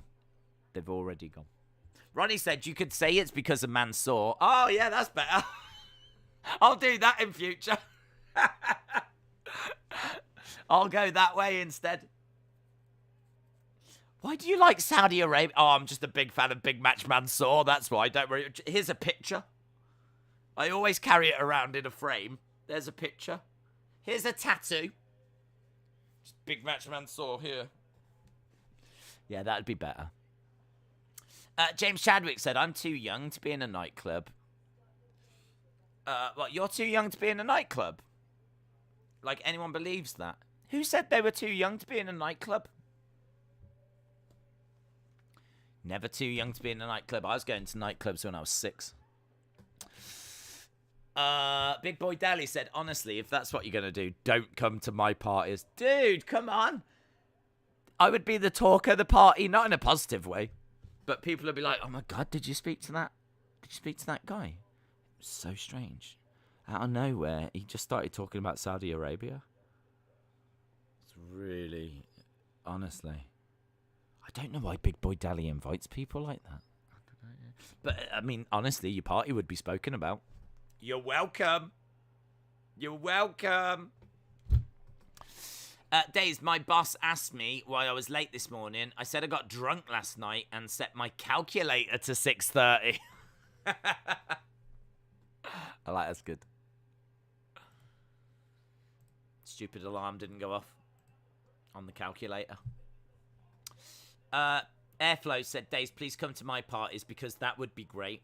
Yeah, do you know what? The thing is, if you're trying to get with a girl, yeah, and you invite me, all of a sudden, you look a lot better. Let's put it that way. Do you know what I mean? Even if you do fluff up the odd line, you're not going to be as bad as this guy, are you? So that could be a new service I provide. I go to parties and I just say really reckless, irresponsible things to make the host look even better. And like the host could be like, I don't know who this is. This must be like a friend of a friend. I've never seen this person before. I'm so sorry. I'm so sorry. Like this. He said, what about dogs? That they're all fat. That is unbelievable. That is unbelievable. I'm so sorry. Look, do you want to get a drink somewhere else? You see, and that's how it works. That's my new service that I'm going to provide. Brilliant. Marcus says, I don't want to look at your face. Oh, that's harsh, Marcus. That's harsh. I mean, you're not alone, but that one cut deep. I am over it now, but shout out to you, Marcus. Days, that is so awesome. I already brought you a ticket to come to my party.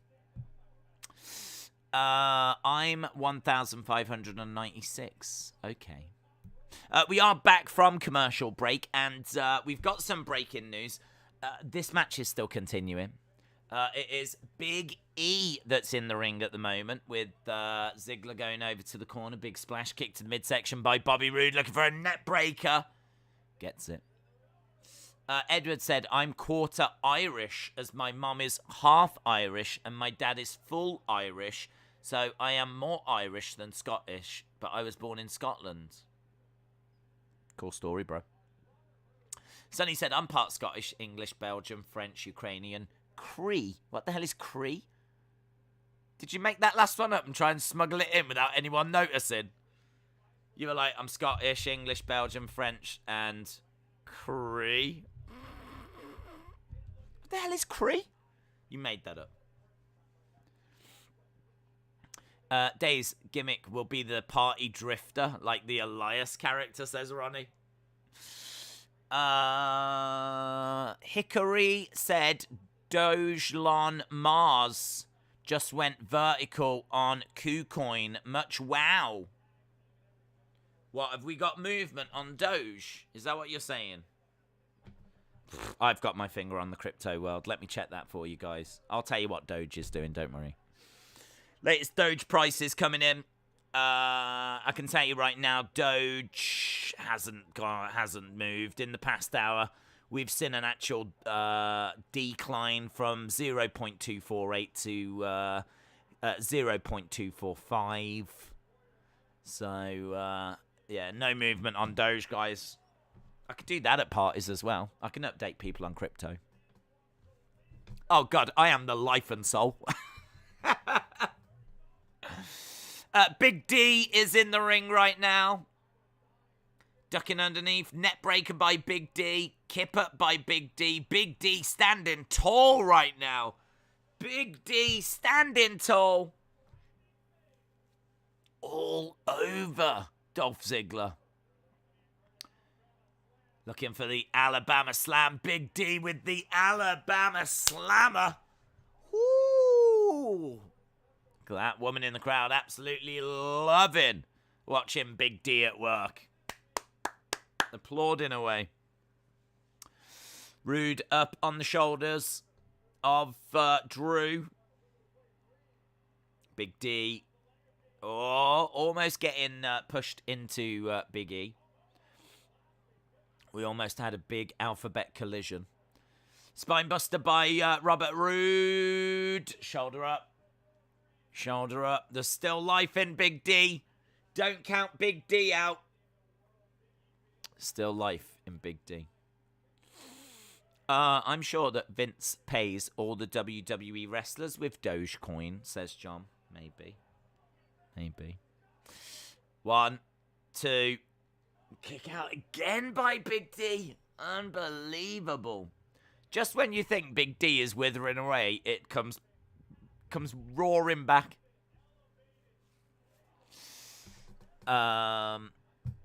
I know a country song about Big D, says J14. Okay, I don't know whether to ask for the lyrics. I'm leaning towards no. Big D is looking pretty big right now. Wow, not right now. It's slumped in the corner. Tucked away in the corner, but firing back. Here we go. Big E reaches out his hand. Tag. Here we go. Big E comes in. These two working all right together at the moment. They can coexist. We are seeing some harmony. We're seeing some E harmony. We're seeing some big E harmony. There we go. Big E had his eyes firmly fixed on Big D. And it is victory for these two. Well done, you two. Well done. Well done. I don't know what's happening now. Drew's gone super serious. He's going to stick his hand out. He's sticking his hand out. Big E shakes his hand. It's an emotional moment. I'm crying.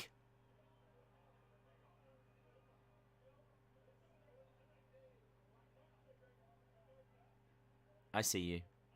I see you.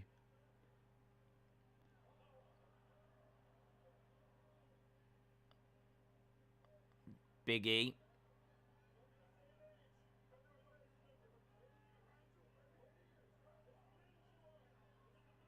I like this. It's good. This feels more real. These two actually saying stuff to each other. It's not like on a microphone and scripted. These two are like... These two actually saying some stuff. Drew was saying, like, I've been doing this 20 years. We might be the same age, but 20 years. 20 years. That was good. I like that. The Street Profits. Street Profits backstage. Big D and Big E get a big dub. Big E shakes Big D. Zane the Goat said next year Xavier Woods will be WWE champion. GBO said AEW beat SmackDown in the key demo 18-49. That's not true. WWE won. They for the half an hour they went head to head. It seems that AEW got better than WWE, but overall WWE was better than AEW. Sonny says, Days, Park Cree and Mohawk are native Indian ancestry. Huh? We don't have that over here. I don't know what that means. Does that mean you're part of some tribe? What's going on? I think it's disgusting what happened to your people. Shout out to you, Sonny. I still think you made it up. Days, you're quite braw, aren't you? You're quite braw.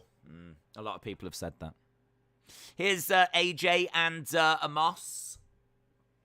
Days, Big D needs to not coexist with Big E in Saudi Arabia. That is true. Big Boy Dally says, don't spam. Let Him In said that was good. I'm so excited because it's the first wrestling show I'm going to attend. Oh! Saudi Arabia in the house. You're my second country. Shout out to you. Have you been before? I don't know how to pronounce your name. Can you tell me how to pronounce your name? I will pronounce it. I'll pronounce it properly. I want to pronounce it properly. Have you been before? Bahamask says, Days, are you a full-time YouTuber? If you've seen my schedule, then that would answer your question. We do Premier League matches. We did 2 on Saturday. We did UFC on Saturday night. We did 2 Premier League matches on Sunday, and we did like a 2-hour Bray Wyatt stream. We did a Premier League match earlier. We've got this 4-hour Raw stream. Yeah, we pretty much live on here. No, I've not mentioned you before. How do you... Well, if you tell me how to pronounce your name, I'd give you a shout-out. But I wouldn't be able to read that. But you've not been there before. So this will be your first time in going. Have fun. The card looks amazing. I genuinely think this looks like one of the best cards of the year. So, yeah, have a good time. That's kind of exciting that we're talking to someone that's actually going to be going to Crown Jewel. I don't know if we've done that before. That's really cool. Tony Khan lives rent-free in your head. James Chadwick. Yeah, James. Here's Big Match Mansoor. Look at that for timing. Big Match Mansoor's coming out. The legend is here. Big Match Mansoor. Making his way out. He will be competing at that show. Taking on Ali. Today he's taking on Cedric. Cedric Alexander. His name is Abdo. Abdo, shout out to you, Abdo. I hope you have a great time at Crown Jewel. Abdo, what match are you looking forward to the most? Who are you looking forward to seeing?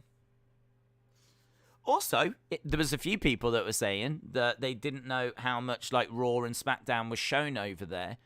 If Abdo's here right now, that would suggest that they're getting Raw live and are able to watch it live and, you know, will be up to date with everything. It sounds scary to go to a Saudi show. I don't think so. Cree and Mohawk were rival tribes, but I guess some got freaky with the rivals. So you've got a bit of both of them in you. And boom, here's my family. Oh, it's like the Caplets and the Montagues. The Cree and the Mohawks were bitter enemies, but apparently that didn't stop a little bit of hanky-panky. And out came Sonny Wolf. Is that why you're called Sonny Wolf? Is that your tribal name? Abdo said, I am looking forward to Edge and Seth, of course.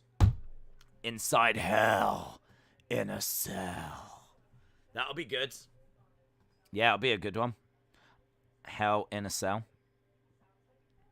I can't believe the show is on for another hour and a half. I'm over it, says Zachary. Days, who are you going to be for Halloween? I am going to be Tony Khan. I'm going to be Tony Khan for Halloween. The scariest person in the world. Tony Khan. Because honestly, if the doorbell went and you looked out and Tony Khan was standing there, would there be a scarier sight?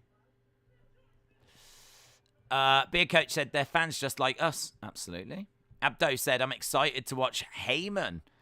It's going to be interesting to see what Heyman does, isn't it? Is he with Roman? Is he with Brock? Like, who's he going to side with? Yeah.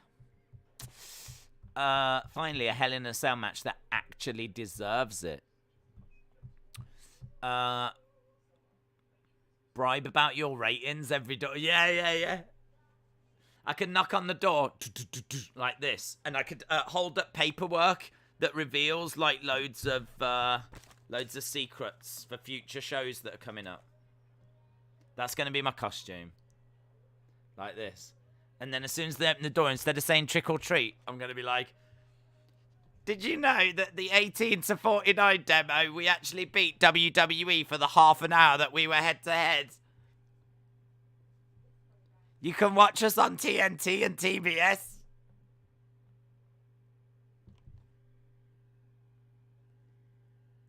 A-dub. I could just do that, and like people will just slowly close the door. Maybe they'll throw candy at me to just get me to go away.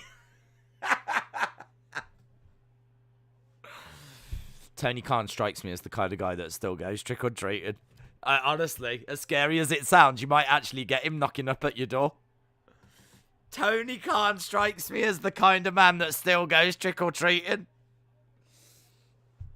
Unbelievable scenes. Days, I'm from Saudi, and we love Mansoor. I know you do. Hey, I totally get that. I totally understand that. When I was growing up, I loved the British Bulldog. Do you know what I mean? You want to see someone that represents your country in the ring, don't you? So, I totally get it. He might not be the biggest name, but in all fairness, he hasn't been around on Raw for that long. But I bet he loves this time of the year. He's guaranteed a win. I'm not sure that he gets that many wins for the rest of the year, but once it's time for Saudi Arabia, that sweet win bonus is his. If they do win bonuses. I don't think they do. Stefan says, hello, Days. We've seen Raw, SmackDown, and pay-per-view rings collapse. Do we see the NXT ring break? What is your favourite superstar that broke the ring? I think the original with Brock and, was it Big Show on SmackDown? I think that's the best. It was the first time it happened, wasn't it? And it was the best. So, I would say that. Do we see the ring break in NXT? You could do it, but it's been done. I kind of think, like, we don't really need it again. I mean, they broke the ropes the other week, didn't they? On was it Extreme Rules? That didn't go down very well. So, yeah, I don't know. I wouldn't do it personally. You could do it again. Obviously, you could get back round to doing it again, but I'd leave it like 20 years or something. Tony Khan will go to Vince's house and throw rotten eggs at it for Halloween. The Hurt Business are back. The Hurt Business are back. Yeah. Days, did you see the video on Parker's first thing he did in NXT? He almost fell and broke his ankle. I didn't. I haven't seen that. Was that when he ran away?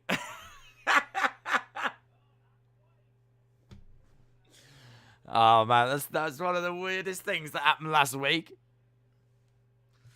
Ran away. Sonny said, I can't dress up for Halloween anymore.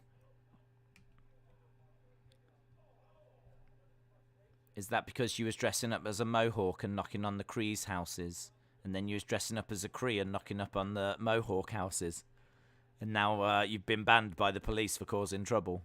Is that what happened, Sonny? In my head, that's what happened. Tony Khan is the kind of guy that adopts a kid for a night to go trick-or-treating so he doesn't look like a total creep. You'll just take Marco's stunt with him. That's what I'll do. Tony Khan will take Marco's stunt out trick-or-treating. Aww. And you know what? I bet they'd have a good time. I'm going to be Roman for Halloween and yell, acknowledge me at every door. That's nice. Yeah, that was it. When he ran, he slipped and fell and almost broke his ankle. Lol. Sonny says, no, I'm apparently too old to dress up. Well, try telling that to William Hensey, eh? Never too old in the Hensey household. Chronic Effect said, I smelled your breath and it was sweet as berries and cream. It went to my head like good bubbly on New Year's Eve. Your love I could turn apples from green to red if you pleased. Pretzel, pretzel, pretzel, pretzel, pretzel, pretzel, pretzel, pretzel. Sounds like a dance track. Pretzel, pretzel, pretzel, pretzel. Right, we've got Big Match Mansoor in action at the moment, and he's having his head pulled back, chin lock applied at the moment. Did you know that restrictions are imposed because of Corona were lifted this week? I did not know this. I meant to also look at where the venue is. Is it a stadium again? Because it sounds like it's at a different place to where we've been before. I don't know how big of a venue. I'm guessing it's a stadium. But I don't believe it's the same place that we've been to. I did actually go on Crown Jewel and it said where it was, but you couldn't click on it to actually see, and then like I never got around to Googling it. But I would presume it's going to be in a stadium. I almost choked on a pretzel. Well, I'm sorry to bring up those awful memories. That's on me. My bad. I didn't know that. Strike to the midsection by Cedric Alexander. Airflow Game said, I don't go trick-or-treating anymore. I'm too old. I'm a boomer like Days. It's true. It's true.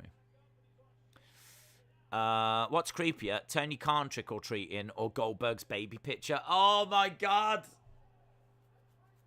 Imagine going as that picture. I don't know how it would work, but you could actually be that picture for Halloween. Brilliant. Big Match Mansoor gets the win. It's the same as the last show, but the scene was completely changed. I've downloaded videos for the stage. Ah. The same scene as the last show. Big Match Mansoor's looking at the entranceway, and Ali is making his way out. Big Match Mansoor. Ali in a sharp suit.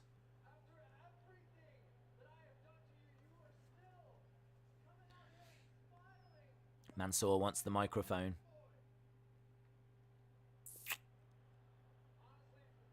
It's pathetic. So this Thursday, in your hometown, I'm going to finally wipe that stupid smile off your face. He's going to wipe the smile. He's going to wipe the smile off your face, Abdu. Mansoor says, shut the hell up. Shots fired.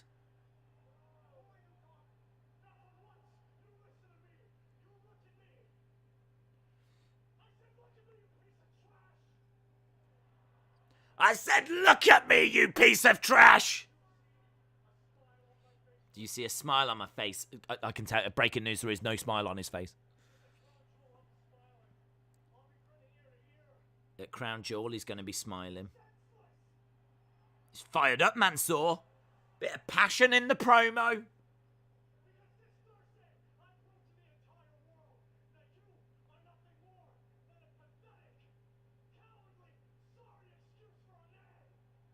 This isn't bad from Mansoor, you know. There's a bit of...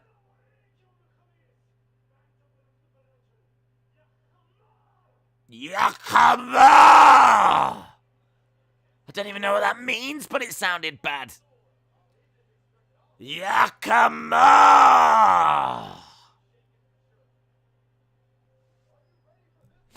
London Askew, big time Bex fan, said Isaiah Swerve Scott just retweeted my tweet on Twitter. Many congratulations, London Askew, big time Bex fan. That now means you are officially a member of Hit Row, Hit Row, Hit Row. Well done, London Askew. I think that means that you get to appear on their next big smash hit track. Perhaps their next song is going to be called London Askew. Wrestling Andy said, Mansoor is a better promo than 99% of the wrestlers these days. That was all right, wasn't it? That was all right. He had a bit of, do you know what I mean? A little bit of oomph in there. I like it when they speak their native language as well. I like it when Asuka does it because they can really, you know, let themselves go. I don't know what he said. Maybe Abdu can fill us in on what he said. Mansoor, very bad on the mic. What you think? He put in a bit of passion there. Little bit of, do you know what I mean? Little bit of summer. Better than the monotonous, bland promo that we got out of like Bianca earlier. Elizabeth says, Mansoor is great. Halftime scores! Half-time scores. Put it in. We're only at the halfway point. Jim said, I do believe Ali regrets turning on Big Match Mansoor. Hello, Jim. Hope you're well, bud. He was good on the mic there, says Harley Mahal. Austin said halftime score 6.5. Tori said hit no. Hit no. Hit no. Hit no. Big Boy Deli says 6. Ty says 8.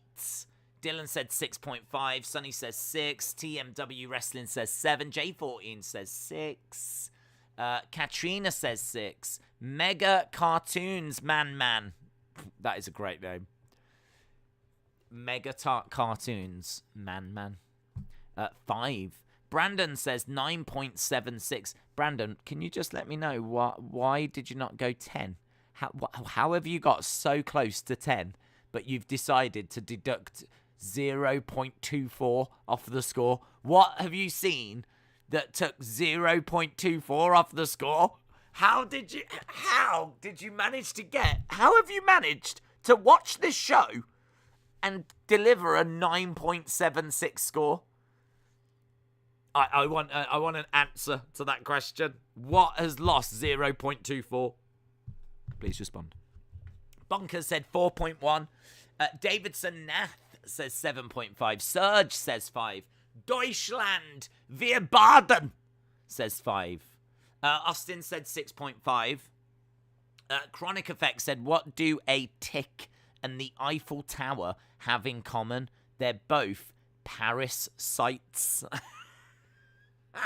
That's good. That's pretty good, actually. I had no idea where that was going, and it was worth it. Ronnie said 6.5. Edward says 6. Moldy Spoon plus 2 minutes. It says 6.5. Justin says 6. Lisbeth says 7. LD Cool says 8. Let him in. Shout out to you. Some of the words that Mansour says in Arabic are incomprehensible, my brother. That he does not know Arabic well. Oh, no way. No way. So he just said a load of stuff that was actually incomprehensible. That's hilarious. Abdu, shout out to you. Dropping us with some of that knowledge. What is this? Naomi walking out on Top Chef. And here is The Miz. And here is Maurice. And Drew McIntyre. What's going on here? Got a load of superstars coming out on some kind of cooking show. Top Chef. Family Style. A Peacock original. With Byron Saxton and Melissa McCarthy. Wrestling with Andy said, as predicted, the greatest night in the history of our sport. I want to get the answer as to why 0.24 was deducted by Brendan. That's what I want. I'm looking now. I'm looking. I'm not seeing. I'm not seeing. Brendan, I was looking for an answer. I think we all were. No. Unbelievable. I've been ignored. Once again. I've been ignored. Sharks, Kane, suspended for 21 games. 9.87. It's gone up. I don't know what's happening. Brendan's scoring system is like operating on a different realm. We've got Goldberg and we've got Bobby.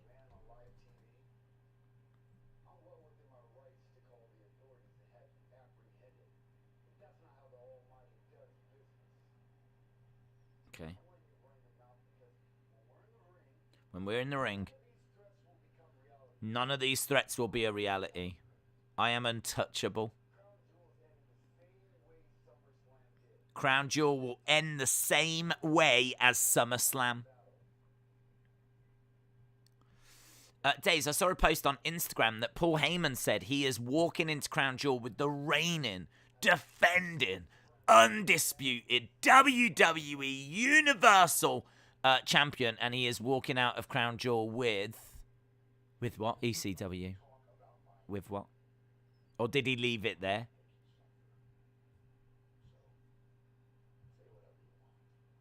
Say whatever you want. In 72 hours. Your ass is mine. Oh my god. And there's nothing you can do about it. Bobby says you must not have been watching last week. He probably wasn't. It was probably past his bedtime, Bobby. With the Reigns defending Undisputed Champion, how he did not specify who it is. Oh, okay. So he said he'll go in with the champ and leave with the champ, but he didn't actually say who those people he'd be leaving with. Interesting.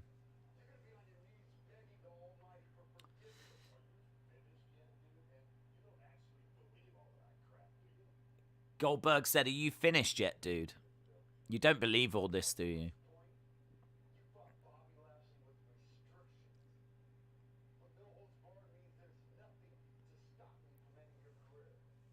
There's nothing to stop me from ending your career.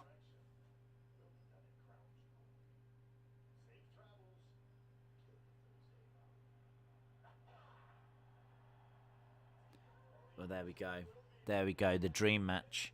No holds barred. Goldberg versus Bobby Lashley.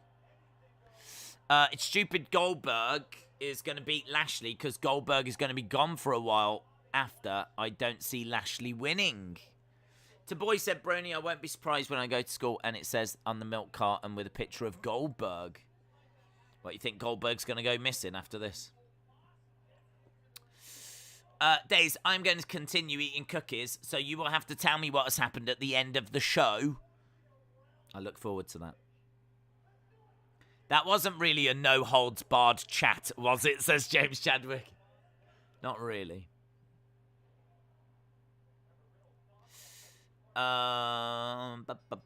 Goldberg will destroy Bobby Lashley for good at Crown Jewel. It's not a dream match for anyone, says Abdu.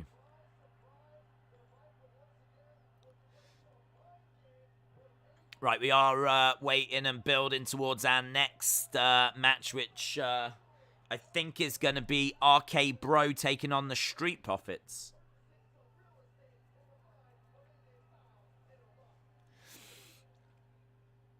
Right, we're backstage with RK Bro.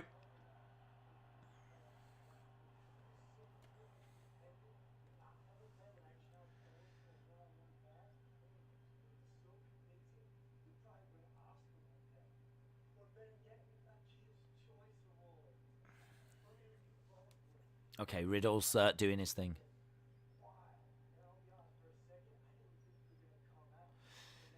For a second, I didn't think you would come out last week.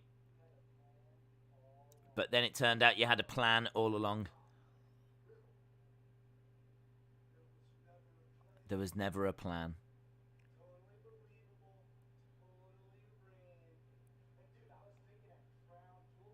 I don't want to have a mad argument between Mansoor and Mustafa Ali. I know legends should be performing here, but why should it be Goldberg? I think we're running out of legends. That might be why. I don't know who else you could have.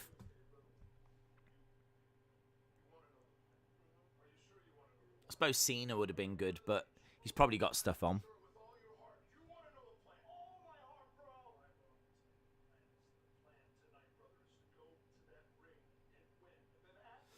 The plan tonight is to go...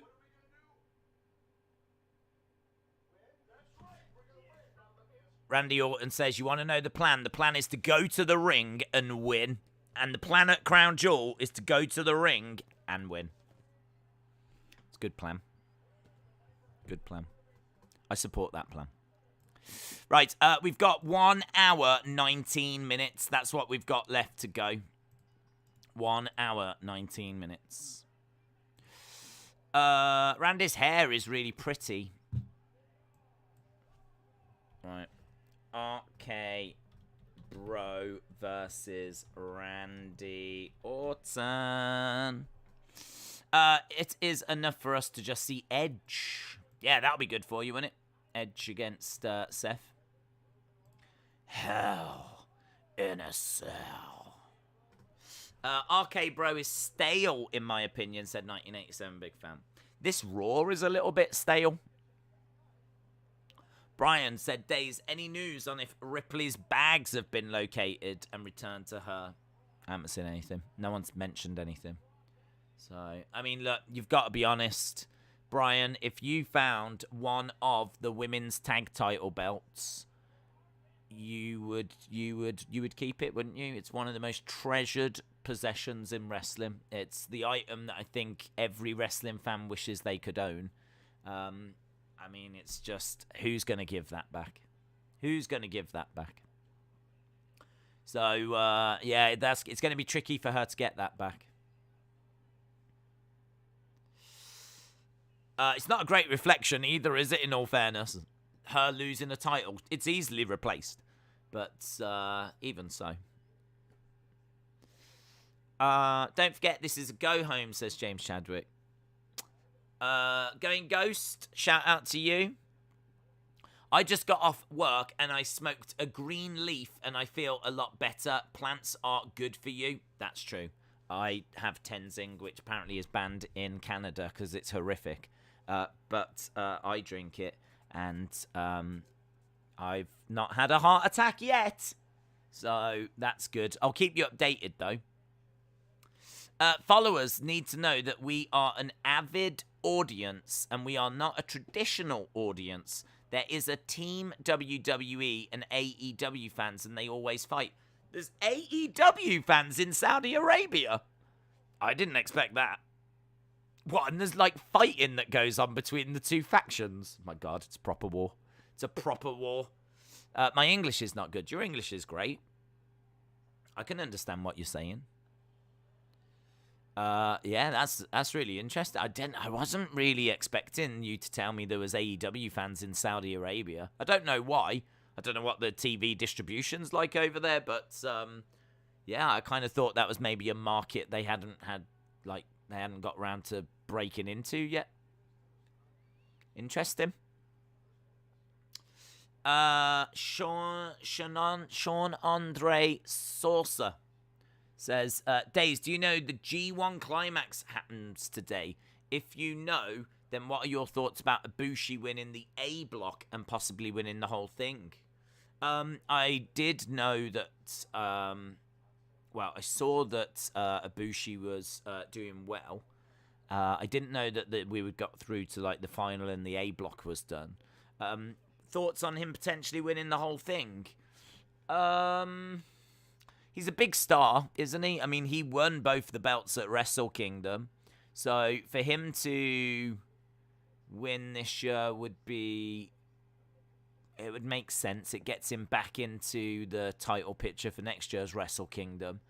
But I think, didn't he win it last year? I'm pretty sure he won it last year and then went into this year's Wrestle Kingdom as the G1 winner and had the title shot. So I think I'd personally prefer it to be someone else. But, yeah, I mean, he's perfectly fine. He's a great wrestler. I've got a lot of time for Kota Ibushi.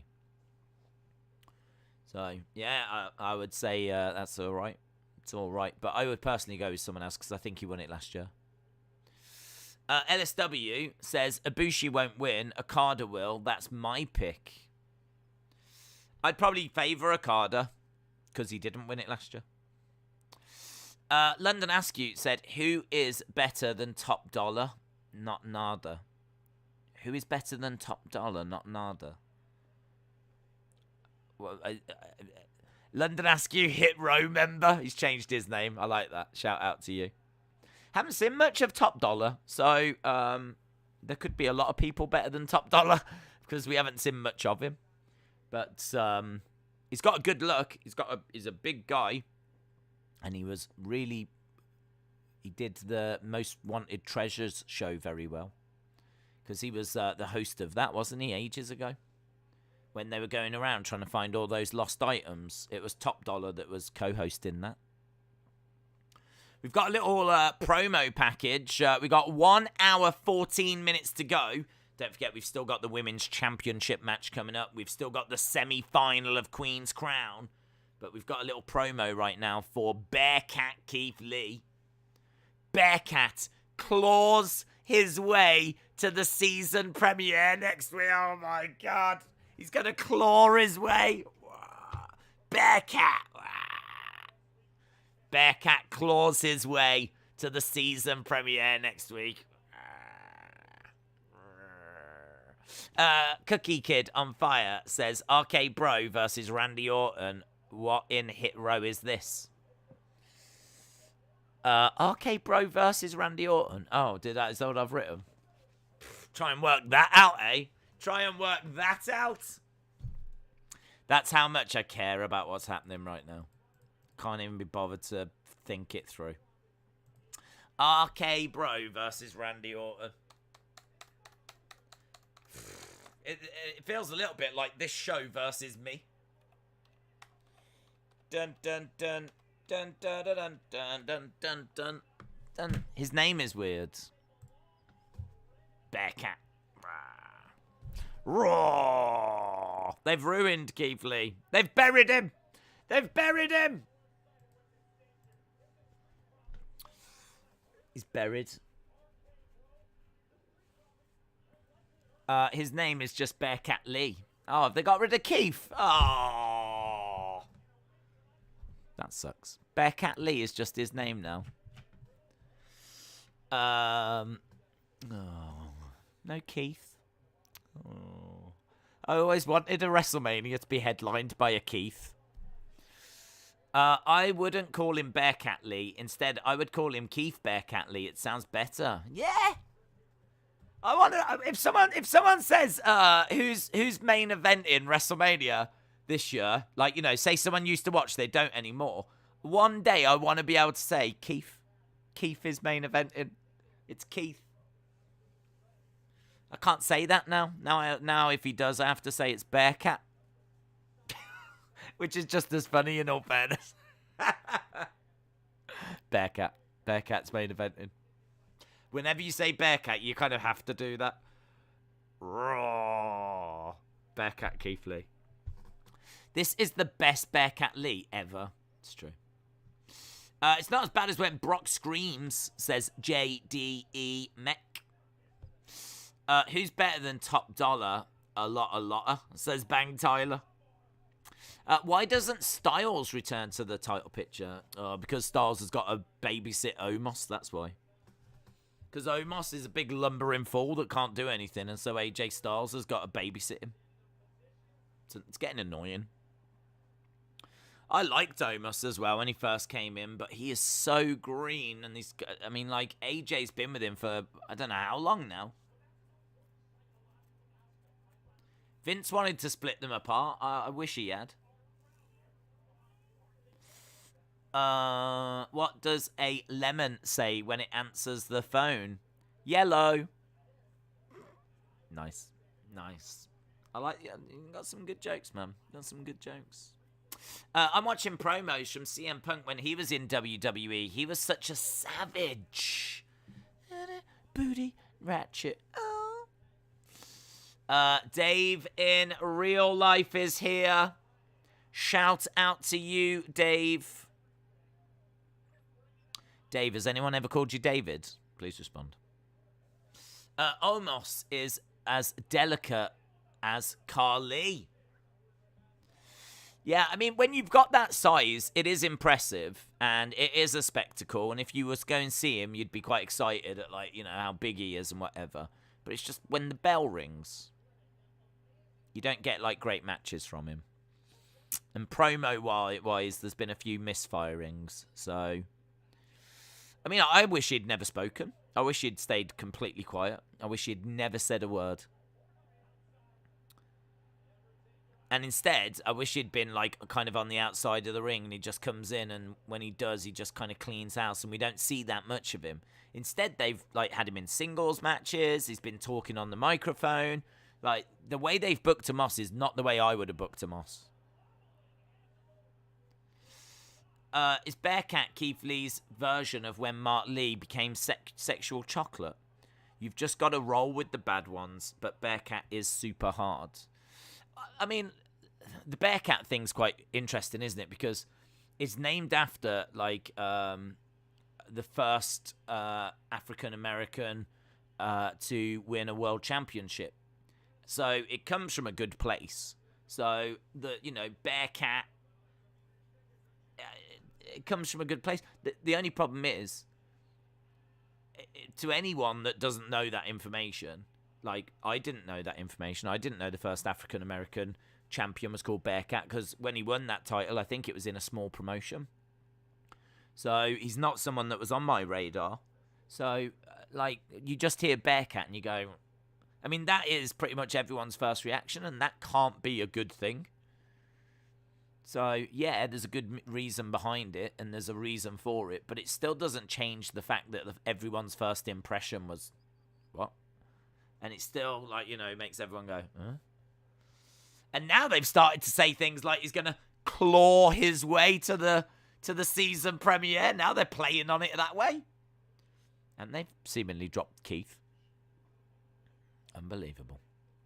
Days, Ali and Mansoor are actually making history on Thursday. How, James Chadwick? Let us know. How are they making history?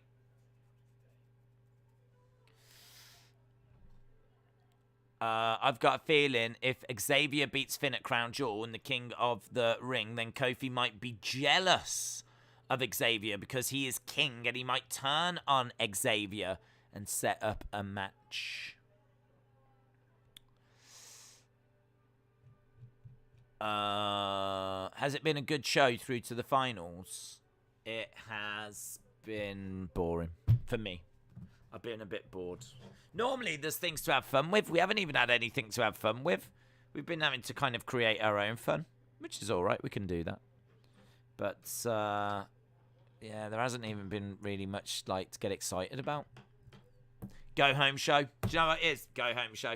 This show is suffering from go home show-itis. James Chadwick said it's the first time that two Muslims are having a one-on-one match on a WWE pay-per-view. That's cool. That's cool. They're the first Muslims to have a singles match. That's very cool. I like that. Days, during the AEW Blood and Guts event on May 2021, they actually show footage of the old classic WWE WCW War Games match. Is AEW copying stuff from WWE? I don't think they're copying, but they will be. Of course, they will have been influenced by WWE, because WWE is such a juggernaut that it'd be impossible to not do things that WWE have done, or not have be influenced by WWE. So I mean, they've got a load of WWE ex-WWE people on their roster, so there's going to be a lot of things they do that is WWE inspired. I don't think there's anything that's a problem. I mean, you've got to think they do Blood and Guts. WWE don't do that on the main roster. They don't do War Games on the main roster. They do it in NXT, but that's their developmental. Doesn't really count. It's not the same as doing it on Raw or SmackDown. So, nah.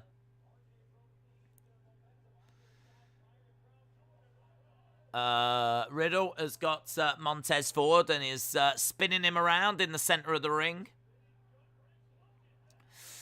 Who won between Xavier and Mahal? It was Xavier. Who won between Shayna and Doudrop?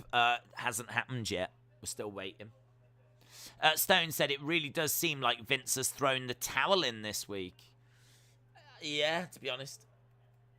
Yeah, it feels like a go-home. I mean, I looked at the card before. It looked all right. I mean, Big E and Drew was maybe the one I wasn't that bothered by.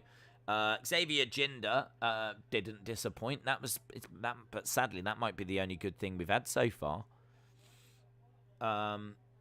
Street Profits RK Bro doesn't really mean anything, but it's always interesting seeing RK Bro. But I do agree that their little backstage things are a little stale, but they're still popular. Insecurity kick by Montez Ford. crowd seem quite quiet as well. That kind of red hot AEW crowd, it just doesn't, it's not there with Raw. I think that's a shame. What did the Saudis think of the women's match from last year and the match coming up this year? That's a good question.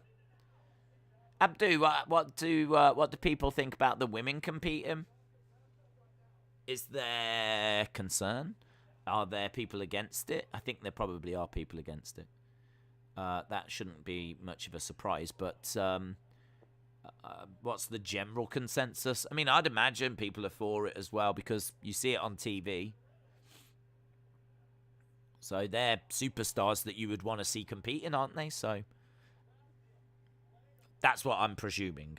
But yeah, that's a good question. Roman's not losing his title in Saudi. They will probably do a DQ, says Rye. Airflow said, I would rather watch Days talk about Raw than actually watch Raw. Which is it's a bit sad, that, isn't it? Like, yeah, it's not that great this week. But, we've got hopefully a good last hour because we do have the title match. And we do have Shayna versus Doudrop, so they have saved a couple of things for this final hour. Clotheslines by Duck Underneath. Orton and big power slam by Orton. 2 female matches in Saudi Arabia. They much like it. I'm excited. Becky has got fans here that will drive you crazy. Draping DDT by Randy Orton. Orton hits the DDT. He's going to that dark place. Pounding the mat. He's getting ready to strike. Oh, and here comes AJ. AJ's music hits. AJ's coming out with the moss. Oh, it's only a moss, actually. I don't know where AJ is. Ah, there he is. Phenomenal forearm. AJ interrupts the match. Amos with an uppercut. Down goes Montez. Riddle gets caught. Slammed on the edge of the ring.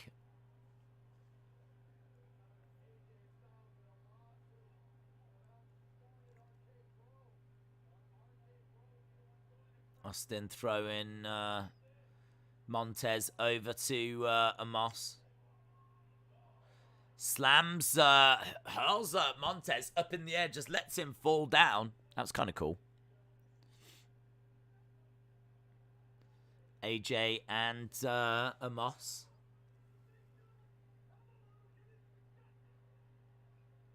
AJ shouting stuff at Randy. Randy down in the ring.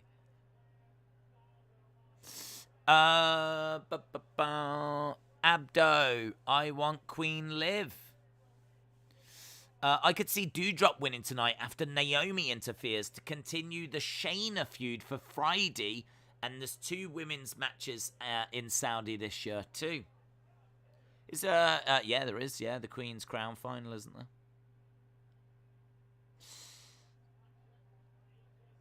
there? Randy Orton trying to get back up to his feet. Saudi Arabia is going to cry when Mustafa Ali beats Mansoor in his first ever loss. And then Mansoor's going to sneak attack him and become a heel. LSW said it's cool and refreshing to see wrestling fans from other countries.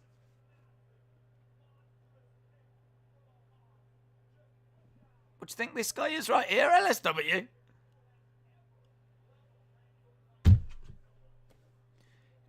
Have you been under the impression that I'm American all this time? Howdy, cowboy!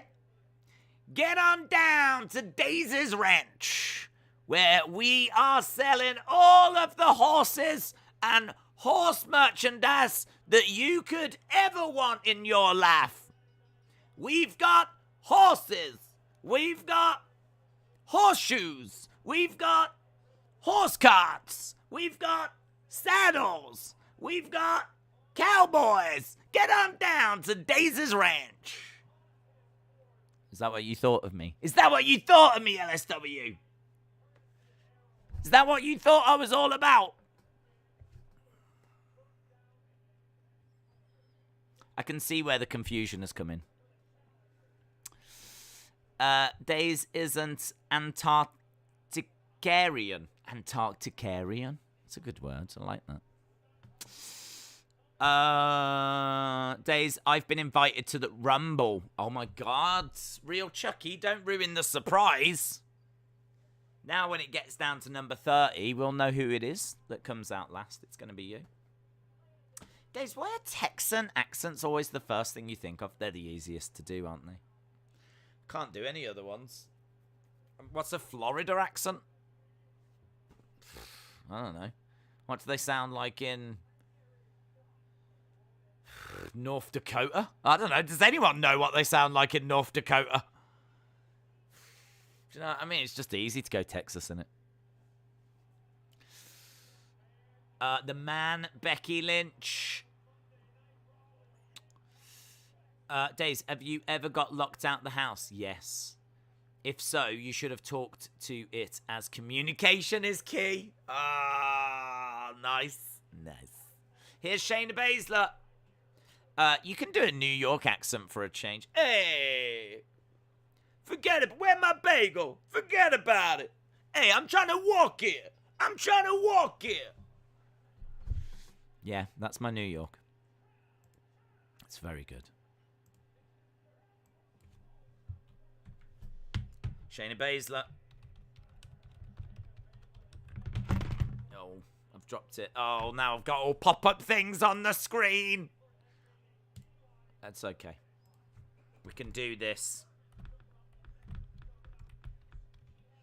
Guys, get ready for Austin. Get ready for Austin. Austin. Austin. Austin. Austin. Austin. Austin. Let's go, Austin. Let's go, Austin. Let's go, Austin. This is my favorite part of the week. Commercial break.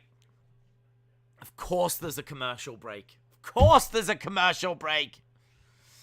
How about an LA accent? What's that? What's an LA accent? I don't know what one is. I'm trying to think. It's like Hollywood, isn't it? But what's Hollywood? I don't know. I can't think of what they would sound like. It's just the generic American accent, isn't it? LA. Am I wrong? I'm trying to think in my head. I would do it if I could think of what it sounded like, but I think it's just like generic American. It's way more fun to go Texas or New York. But that's about it. I can't think. Maybe like Georgian. Welcome to Georgia, where hospitality is the name of the game. I don't know what that was, but it was perhaps my Georgian. I don't claim to be good at this. Well, I do actually. Just say like 150 times. That's LA. Like, you know, if you go to LA and you say things like this, like, are we saying things like that? Like, I was talking to like Barry the other day, and like he was like so amazing with like the fact that I was like late to work, and I said to him the reason why I'm late to work is like I don't have a car and I actually don't even like to work, so it turns out like that I just like lying in bed. It turns out I'm really good. Like I'm actually a professional sleeper, and I like don't know why I even bothered trying to get a job. In fact, like I don't even remember going for the interview. So like I was talking to Barry and I was like, Barry, can I not just work from home? Like, because I'm an influencer and that's what influencers do. And I don't think it's really fair that like I have to go into work because like I'd rather just do everything from my bed. So is that LA? I've gone with that LA. Do a British accent. Yeah, hello. All right, governor, how you doing? Up the apples and pears. My old man's a dustman. My old man's a dustman. That's actually a good LA accent. Don't encourage me. Don't encourage me. Hey, forget about it. Good morning, Days. I just woke up from a nap. I started the nap after football. How has Raw been tonight? It's been very emotional. We've been on an emotional roller coaster. And we're hoping that things are only going to get more emotional as we see Shayna versus Doudrop. One woman is going to go through to the next round. One woman is going out, and we are firmly behind Austin here. We are firmly behind Austin. Come on, Austin. You can do it, mate. Shake that money maker for us, though. Like, Days, like, that was so good. Like, good job, like. Shout out to you, Austin. The only Days is Essex. Every champion deserves some bling. Proud to present this to Candice Parker, Kathleen Cooper, and the Chicago Sky to commemorate their women's NBA finals. Women's basketball doesn't count. Chicago Sky. I didn't know. Why aren't they called the Bulls? What's a lady bull? Why aren't they called that? I'm going to Google it. What's a lady bull?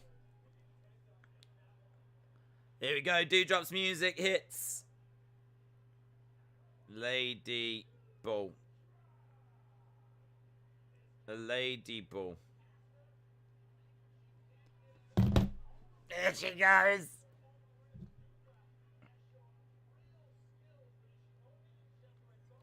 Bum, bum, bum, bum. A cow. A lady bull is a cow. Why aren't they known as the Chicago Cows? Why aren't they known as the Chicago Cows? They're a basketball team in Chicago. They're women. So just go for the female version of the bull, which is a cow. They should be known as the Chicago Cows, not the Chicago Sky. God, do we have to fix everything? Why is it left to us and this community to fix everything? Austin says, I can do this. You can do this. Is it a cow? It is a cow. The Chicago Cows. Moo. They could do that, couldn't they? Stand on the court. Moo, moo, moo, moo, moo. You know, like the hacker. Instead, they just start mooing at their opponents. Brilliant. Oh, here's Zelina Vega coming out. Look. Looking rather lovely. That is quite the attire. We've gone back to classic great Zelina attires. She's got the crown. She's already popping it on her head.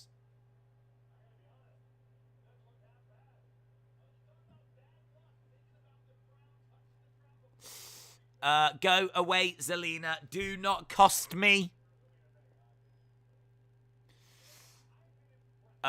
Days, naming a female team, the Cows, would be a HR issue. That is true. Whoever gets the crown must have a chance at the title. I've got a bad feeling that Shayna is losing. Well, we're going to see.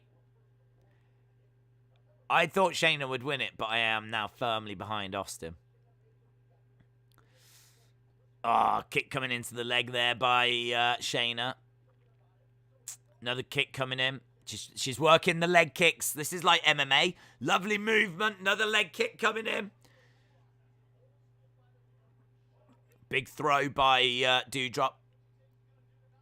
Doudrop going over, and she's got Shayna.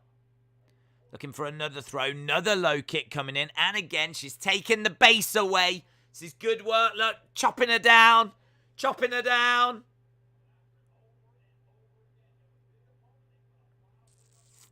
Against the ropes goes Shayna. Oh, straight into Doudrop. Oh, suplex. Suplex by Doudrop. Come on, Dewey. Come on, Droppy. Don't you kick me like that, you jobber, says Austin. Stop hitting my legs! Oh, God. LSW, I'd love to see you as a corner man. Oh, she's got the submission hold on. Kirakuda clutch. Doudrop's fading.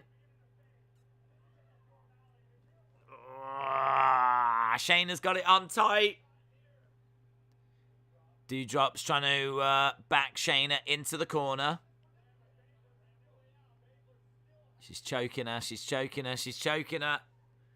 Oh, she gets out of it, though. Come on, Austin. Against the ropes goes Doudrop. Oh, big splash. Oh, she's got it on again. Kirakuda clutch applied. Shayna Baszler's got that on. Oh, Doudrop says no.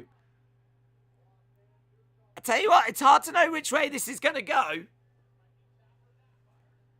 She's trying to get over to the rope. She's trying. Oh, Shayna, that looks moody, man. It really looks moody. Look, Shayna's like, why is this not choking out Doudrop? I think she's going. Is she fading? No, she's grabbing the legs of Shayna. 1, 2, 3. Oh, Doudrop wins. Austin's done it. Look at Austin flop out the ring. She rolled over. She's just like... Doudrop versus Zelina. My pick is out. Unbelievable. Well done. Well done, Austin. Rice says, don't tap Austin. Don't tap Austin. Oh, my God. Austin wins. I freaking did it, says Austin. Austin, you're going to Saudi Arabia. Yeah. Brony said that was stupid. Yeah, it was a bit stupid. But I'm pleased that Austin won. Doudrop going over to Zelina. I reckon you can win this, Austin. Oh, my God. Oh, my God. Austin might be winning the first ever Queen of the Ring. Oh, my God. Oh, I've never been this excited in my life. Queen Doudrop 316. Here is Rhea and Nikki. Vega is dead. Doudrop wins. Doudrop really did just drop out the ring. I know she rolled over to the edge and all she saw was her just go boop.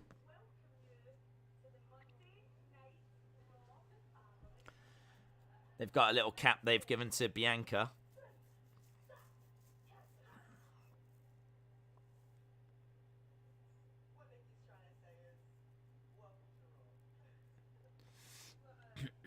Rhea does have a belt, by the way.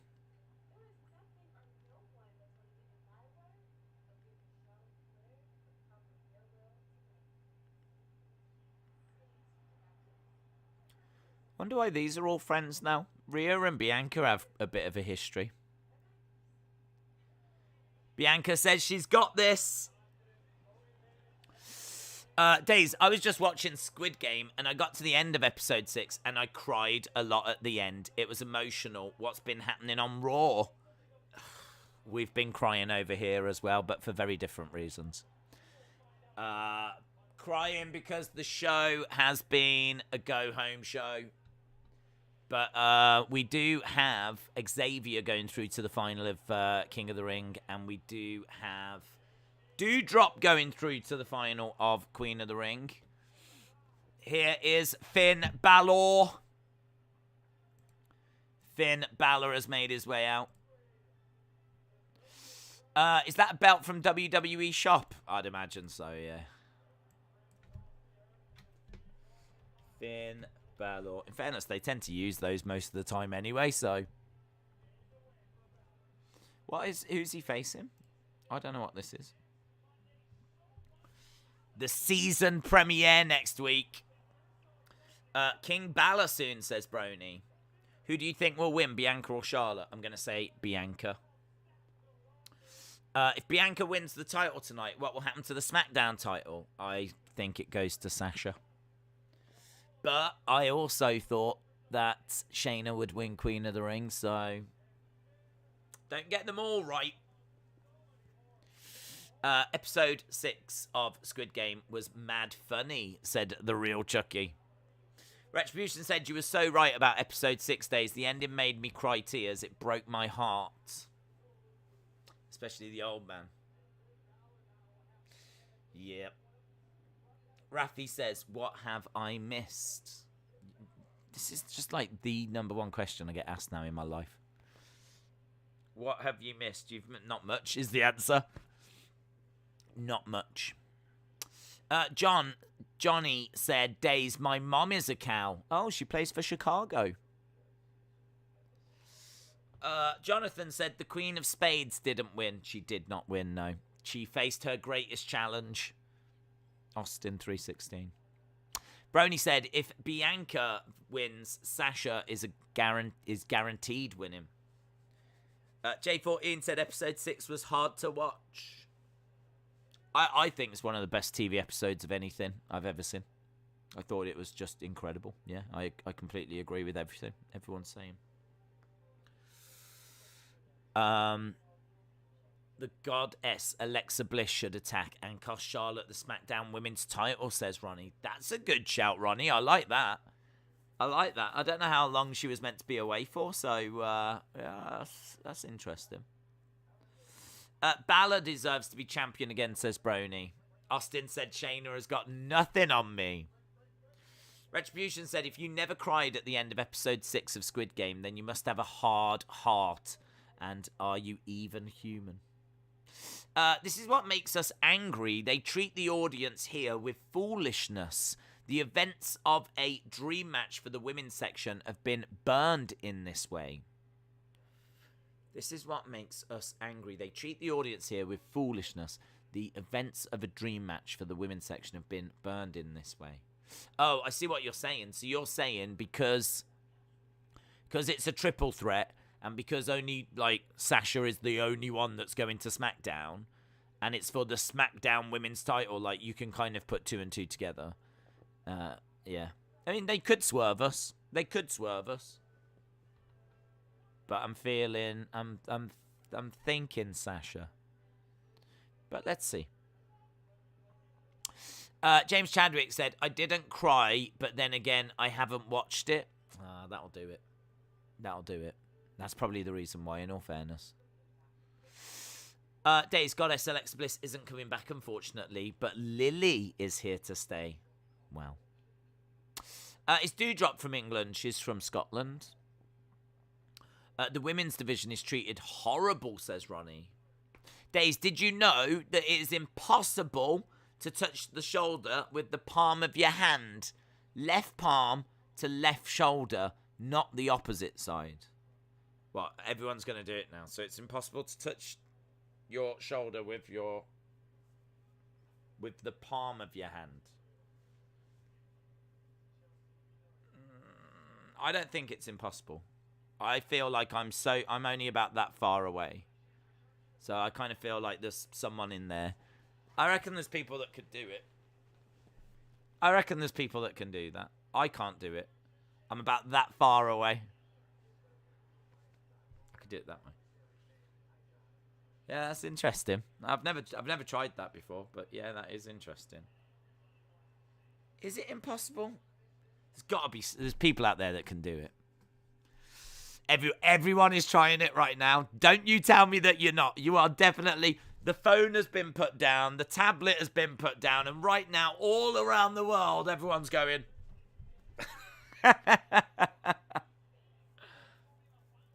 Xavier Woods has come out and decided to pop the robe on again. It's a bit wild, isn't it? Frenchie says, I've done it. Wow, you are French. What's this? Halloween Kit streaming now. What are we doing? You're trying to touch your shoulder with the palm of your hand. Like this, look. Bahar Mask said, I did it, but then again, I'm the rubber band man, so I don't count. Dais's muscles are too big. Yes. Yeah, thank you. Finally, someone recognized how swole I am. They call me average swole. I'm not quite big swole. Average swole. Below average swole. Below average swole. I'm going to sign for AEW. The big guy said my bicep muscle is stopping me doing it. It's too big. Yeah, that's the excuse, lads. That's what you have to say. If only I had smaller biceps. Oh my God, why do I keep dropping this? Here is Mace. Dream match. Finn Balor. I've given him an L. He's going to want the dub. I don't know why I've given him an L. Against Mace. Dream match time. Here's Mace. Back elbow. Days, I planned on watching the final episode 7 after Raw. There's 9 episodes. How hard was it to book Doudrop versus Shayna? Literally just make Shayna squash Doudrop. You can do it if you slap your shoulder. What do you mean?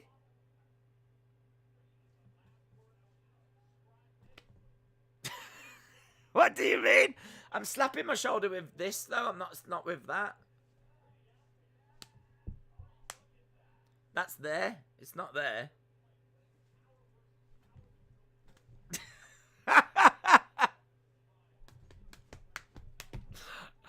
I'm slapping it with the top part. Can you, if you do it quick, can you slap your shoulder with your palm? I can't do it. That's up there again. Oh, this is fun. This is good. I saw the new Michael Myers. I won't tell you anything about the film, but you need to check it out. Mace is huge. He's a big boy. 2. Shoulder up by Finn Balor. Shoulder up. Yes. What? You can go quickly and go, boom. Hit your shoulder with the palm. You're a superhero. You can join the Avengers now. That's how you get him. That's the test. When you say, I'm a superhero, you go along and they go, right, can you do this? If you do it, you're in. You're in the group. Well done, you. Balor takes down Mace. Double stomp by Balor. I can touch my back with my tongue. That's not your tongue. That was weird. Below average swole. Yeah.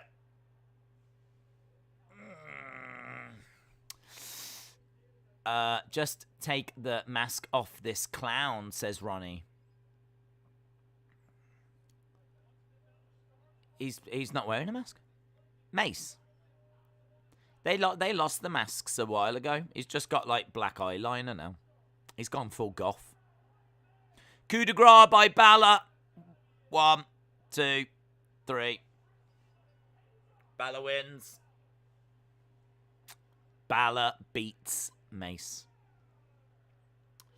Days, can you touch the tip of your nose with your tongue? I don't think so. That's one I believe I've done before. Kane is in the front row. Full mass Kane. Finn Balor going over to Xavier. Xavier applauding. And Xavier's like, yeah, good work. And Xavier doing the... Balor staring at Xavier. Looking at the crown.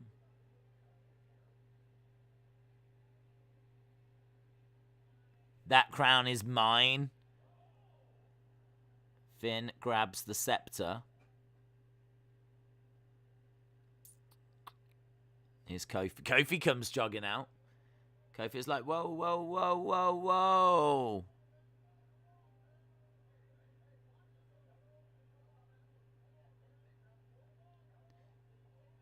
I like that. I like Kofi coming out.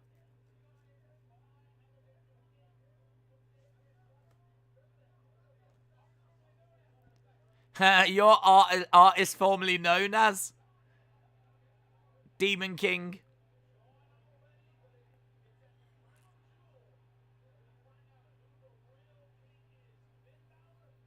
Balor, Kofi, Xavier.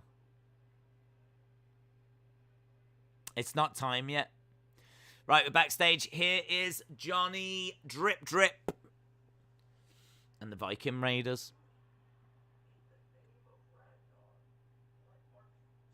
Why aren't you 6'10", 6'8", and getting squashed by a 5'11" guy, but Adam Cole was too small? It's so confusing. Vince says little guys can't be pushed, but can win in squashes.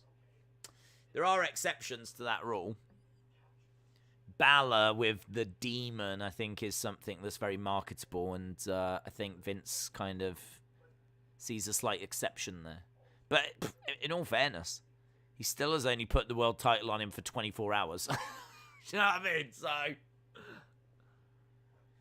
there's pushes and then there's pushes.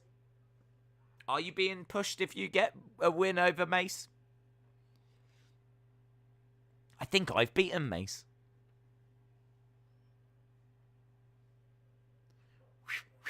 Right, are we going to the main event now? What's this? Bianca's music.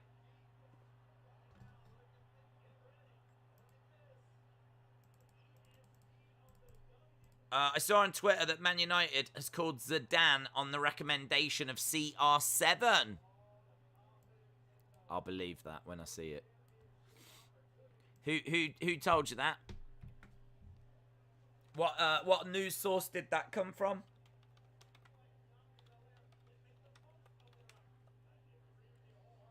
Watch me shine now.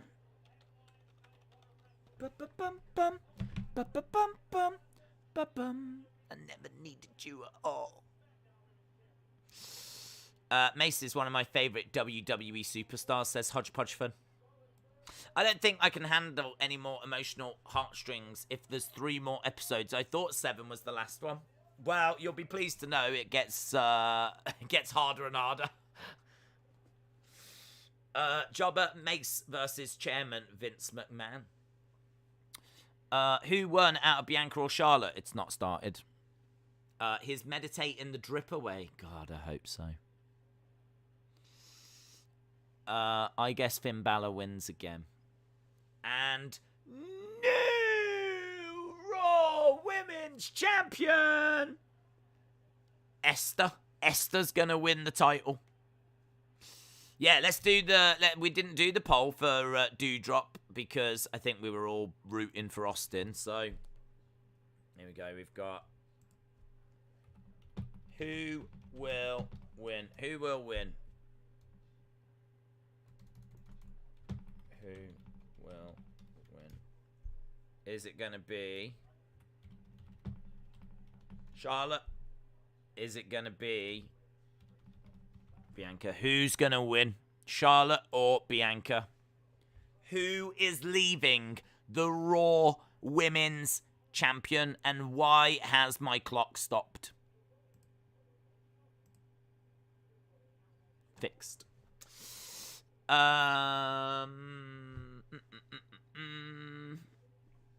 Who let Doudrop onto the main roster? In Squid Game. Yeah. Don't give away any spoilers. Might be some people that haven't seen. Days, I think I'm madly and deeply in love with Sai Biok, and seeing her cry at the end of episode 6 made me cry. Getting in some good hardcore simping. Fair play. Chris Benoit said Charlotte has to lose the Women's Championship soon, or because she's being drafted to SmackDown. Ben said, Days, Kevin Owens liked my tweet yesterday, and it made my day. Ronnie said, Doudrop stopped the clock. Maybe it was when she rolled out the ring. Doudrop winning was the best part of tonight. Are they going to continue the theme of disagreements between the New Day guys and wrestlers from the UK by having Kofi start a feud with Sheamus? Is there a thing like that? Is that a thing? I didn't know that was a thing. I didn't know the New Day hated us over here. William, shout out to you. I mentioned you on Twitter for the showroom in Rivad. Appreciate it, my friend. Have fun. It's really great to talk to someone that's actually going to be at that show. I think that's really exciting. That you're going to be there, and it's really interesting to know like what you're looking forward to, and just finding out a bit of like what people think about the show and everything, and yeah, it's been really good. Abdu, shout out to you. Days, why not Goldberg versus Bobby in an exploding barbed wire death match?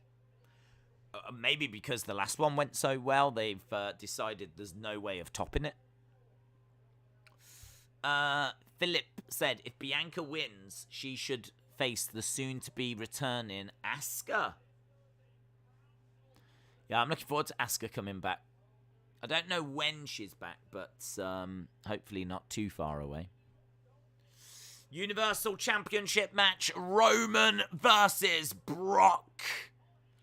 Man, that show is such a big deal. I'm really looking forward to it. It's 12 p.m. Eastern, 9 a.m. Pacific, 7 p.m. Arabian ST. Doudrop against Zelina.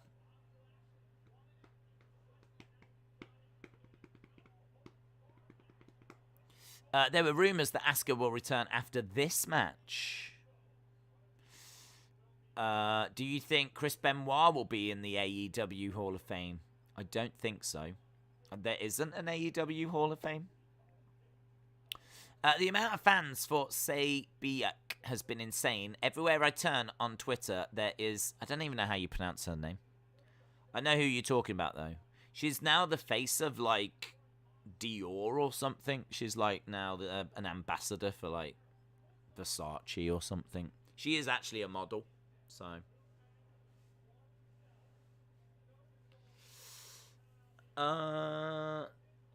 Wait, The Weeknd is the official song for a show that is not on the weekend. Good point. I haven't even heard this song, actually.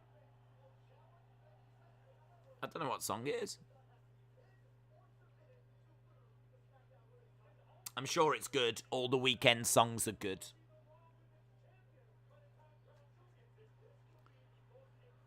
Dun, da-da. I never needed you at all. Deep breath from by Bianca.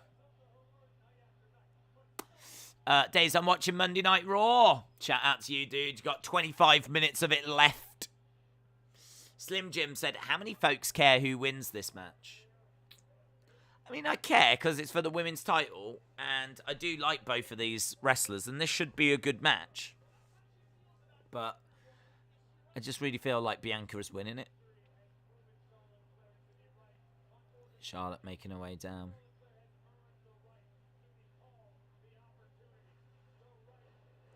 Dun dun dun dun.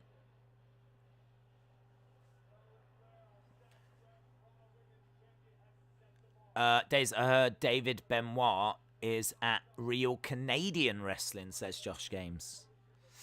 Andrade's Queen is winning. What, Bianca? I love Sabiak. She's the most beautiful girl in the world. It's not simping. It's innocent. And it's pure love. It's pure love. Wow. That is simping to the next level.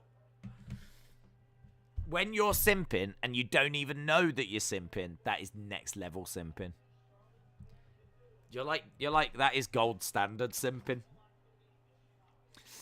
I appreciate everything you do for this community. I appreciate this community. Days, who has the bigger chance of ending up in prison for assault? Will it be McGregor or John Jones? Probably John Jones. His seemed to be quite extreme. McGregor, you know, I mean, he beat up some Italian DJ. Probably deserved it. I have COVID. It's now my 5th day in quarantine and I can't watch WWE. Oh, hodgepodge fun. That's no fun, is it?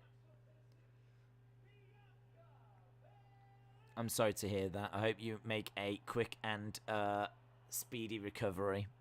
Days, my heart beats for Say Bjork, though.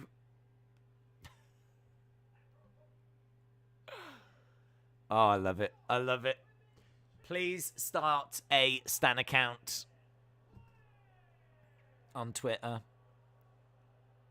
where you just, like, tweet out pictures of her eating a sandwich and stuff like this. Who won out of the Street Profits and RK Bro? Street Profits by DQ. RK Bro by DQ. Someone won by DQ because AJ and Omos came down. But I'm trying to think who they attacked first. I think they actually attacked both teams, so it might have been a no contest. I know there was a phenomenal forearm to Randy, but it all depends if the bell was sounded at that point because Omos was beating up Angelo Dawkins outside the ring as well, wasn't he? So, might have been a DQ win for the Street Profits. Right, Bianca and Charlotte hooking up, locking up. Takedown by Charlotte. I'm into this match. Want to give this match some attention. Deserves it. Charlotte back up to her feet. Back elbow by Charlotte. Right to the face of Bianca. Bianca against the ropes. They drop kick each other. They kip up at the same time. I like that. I love that spot. Bianca having a look at Charlotte. Charlotte kick to the midsection of Bianca. Bianca over in the corner. Nice. Cartwheel away.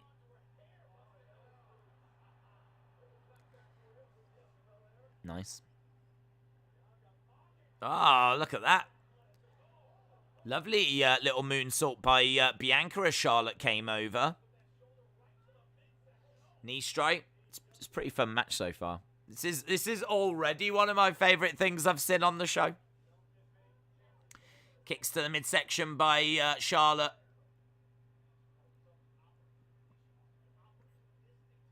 Nice reversal. Charlotte going over to the corner. Charlotte to the outside. Single leg drop kick by Bianca. Bianca gets caught.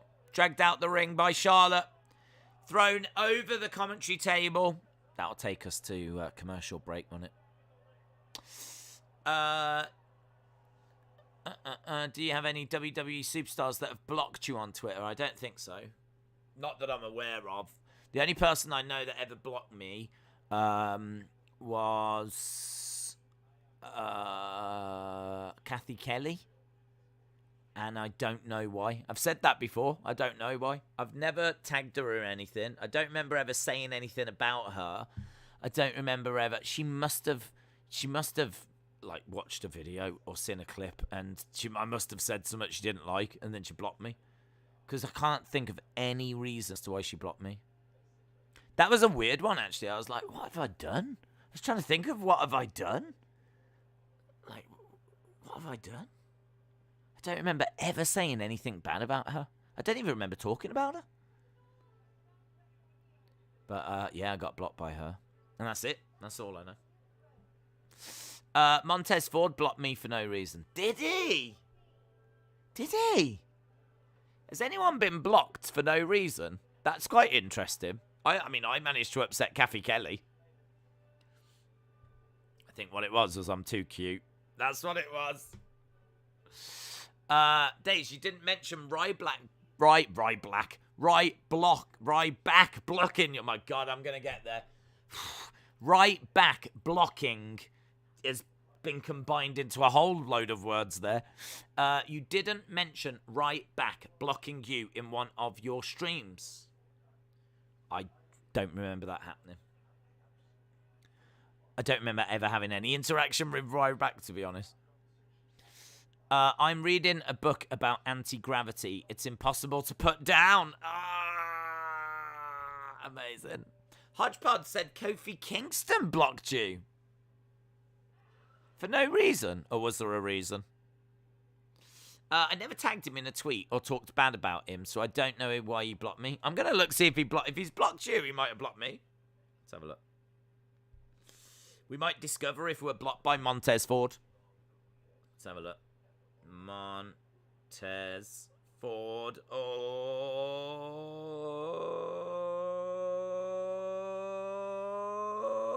yay! I can get on. I'm not blocked by Montez Ford.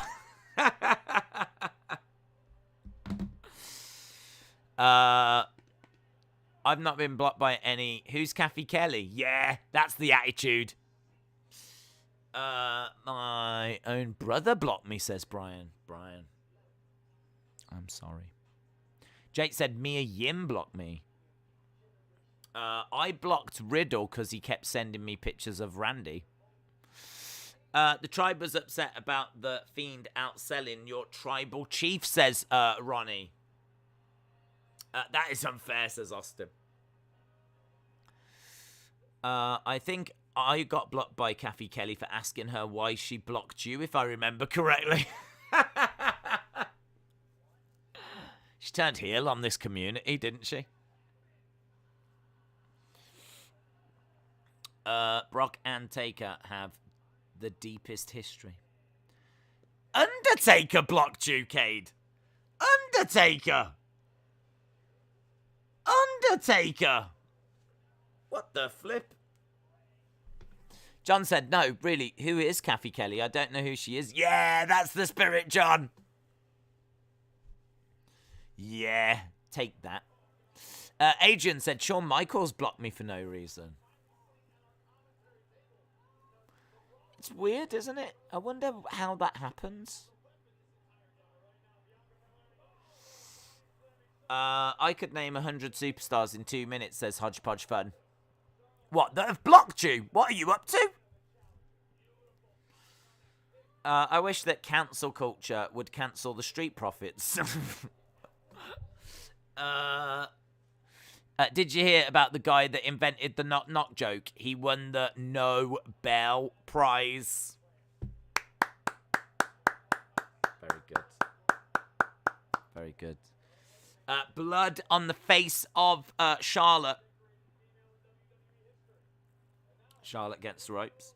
Standing moonsault, knees up by Bianca Belair. Single leg drop kick. Against the ropes goes Bianca. I don't remember Kathy Kelly. Must not have been that important. Yeah, that's the spirit. Harley said Days Alexa tweeted a gif of her evil self turning back to her normal self. Could that mean something? No, doesn't mean a single thing. It means absolutely nothing. I can't think of anything that could mean. Nothing comes to mind as to what that might mean.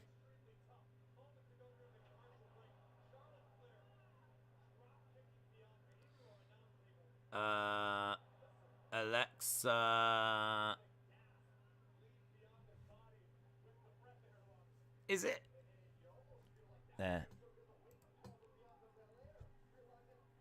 Alexa, look, Moody. There we go. Alexa, night out. Alexa, next day at work. There we go. That's how that works. She liked that joke. She had a little smile. Little smile. There we go. Look. Yeah. And there we go. Look. Hey, Alexa, what happens if you cross Jelly with a helicopter? Get Jellycopter. She loved that. She loved that one. Look, jelly helicopter, yeah. Ah! She found that funny, look. She did. She really enjoyed it, look. Ah! She loves it. How bad is Charlotte bleeding? Physically not much, but emotionally I should imagine it's quite a bit. It's just a little bit there, you know what I mean? Standing moonsault. Boom. Connects on Bianca to kick out by Bianca. Kick out by Bianca. There's more blood now. The blood situation's getting slightly worse. It's like she's been eating ribs that have been covered in barbecue sauce. And she's just got a bit here. She's a messy pup. That's what she is. She's a messy pup.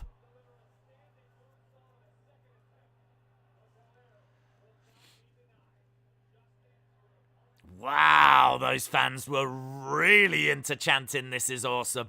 They just showed some fans that were like, "This is awesome." I mean, it's pretty good. Pretty good. Oh, nasty spine buster by Bianca. Charlotte's rolling out the ring. Charlotte rolls out of the ring. This is a pay-per-view caliber match, says Jeremy.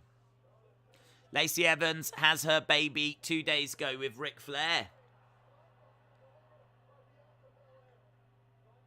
Do you prefer WWE or AWE? AWE. I'm a big fan of AWA. AWE. AWE. AWE.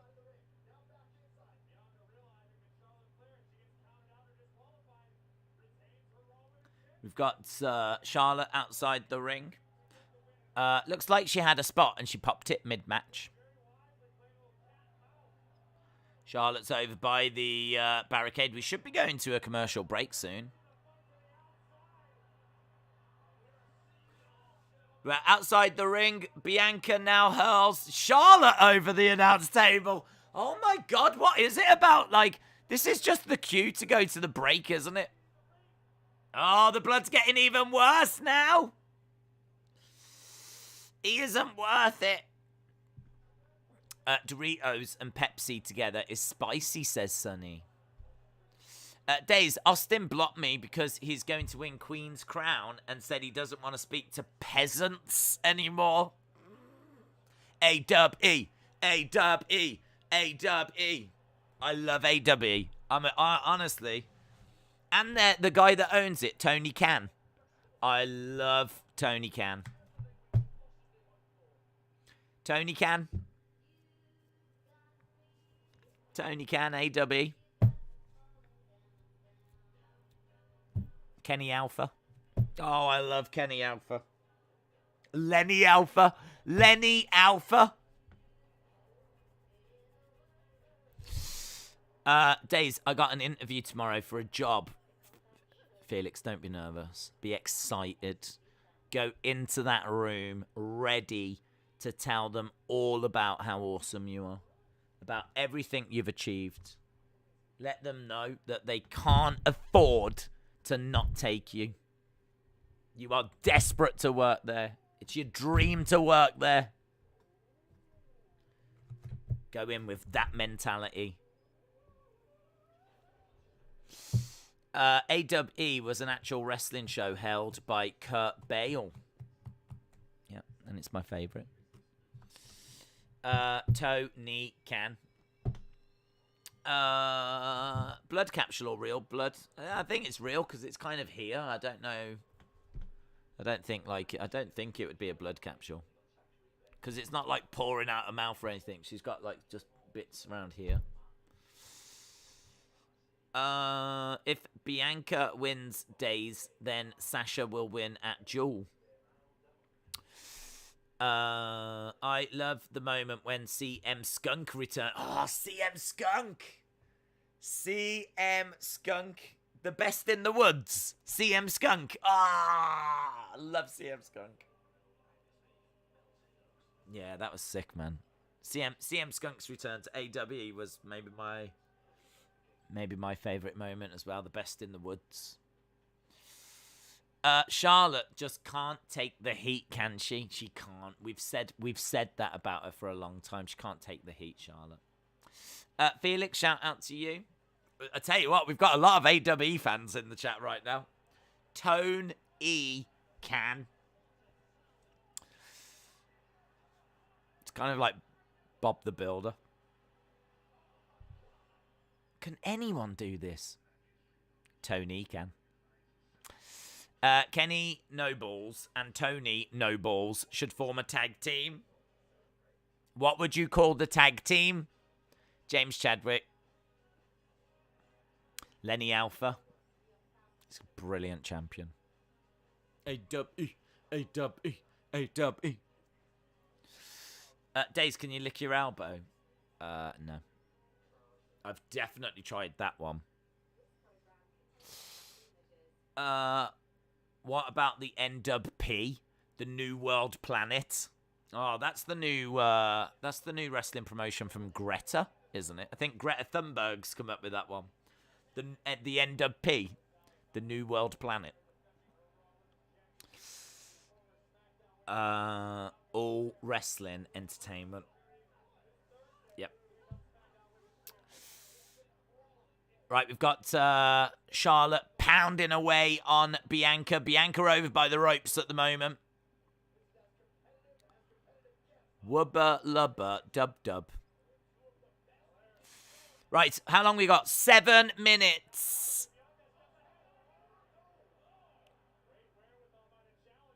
Big boot by Charlotte misses. Another big boot by Charlotte. Miguel says, do you hate the women from Raw? Them?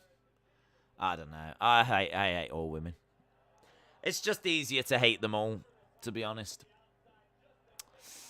Does anyone have an opinion of the nature of the Westminster system of the government as the main way of people advancing the cause of democracy in 2021?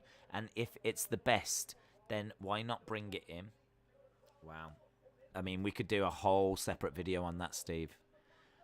We talk at length about the Westminster system and whether that's the right way forward for democracy. So, yeah, you're definitely on the right stream for that kind of conversation. Just maybe not right now, because Charlotte has just punched Bianca in the face and she's fallen to the outside of the ring. Becky or Sasha is going to enter far. I think so as well. Becky or Sasha are going to enter far. Here we go. We've got Charlotte at top.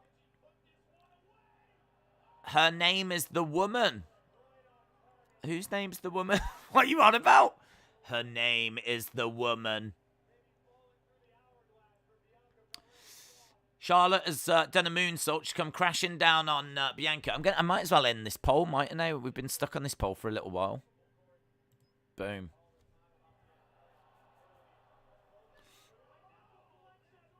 Natural selection. 66% of people think Bianca. 33% think Charlotte. We've got to be towards the end. We've only got 5 minutes left. The hair whip misses from Bianca.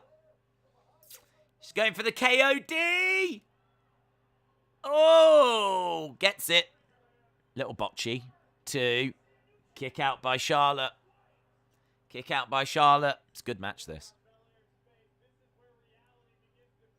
This is where reality creeps in. When's Bailey coming back? I don't know. It won't be till next year. Maybe the Rumble. Well said, Days. I agree. Wrestling is democracy. Well said. Well said. Charlotte's on the shoulders of Bianca. To the outside of the ring goes Charlotte. Charlotte. Rolling up. And the back. Bianca against the ropes. Bianca charging over. There's a lot of running there. Spear! Spear by Charlotte. 1, 2. Oh! Kick out by Bianca. Wow, it's good, man. I thought that was it. I thought that was it. With just a few minutes to go, I thought that was it. Big spear by the Queen. What has she got to do? What has she got to do? Days, I'm the king of simp style. I think Retribution is. I've got a feeling about Charlotte. J14 said Charlotte will win. Have you heard about JD from New York? Yeah, I'm aware of him. Really good action in this match, says Rye. The Days-ification-orama. Yeah, that's my finisher. It's where I run away. Charlotte going over to the corner. I think she's going to go for a moonsault, but she's running out of time here. Come on, love. Charlotte going up top. Beginning of the end. She's going to miss it. She misses it. Bianca grabs Charlotte. Oh, Charlotte goes over her head, down. 1, 2. Oh, kick out by Charlotte. Oh, I swear I thought that was it then. I thought that was it. Good match. Is there an overrun? There is now. Who do you hate the most? Murderers. I hate murderers.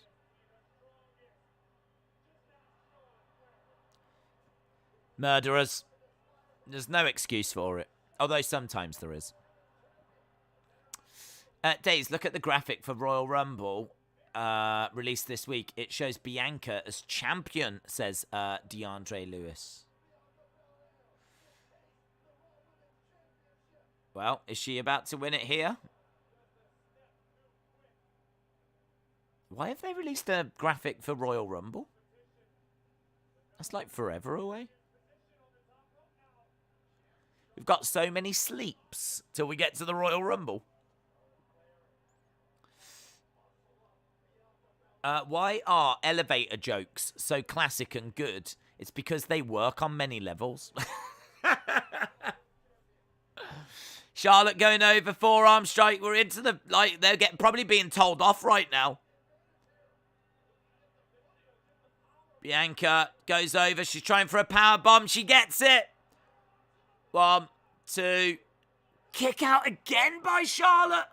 Oh, my God. What a match. What a match. What an emotional roller coaster. This is a bona fide main event. They are owning this.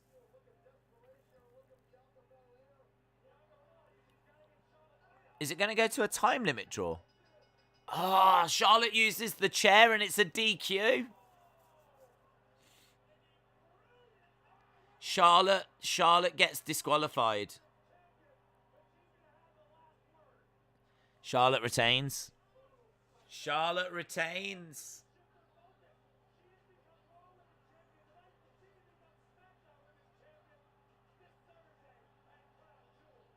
DQ finish. Wow. What a great match.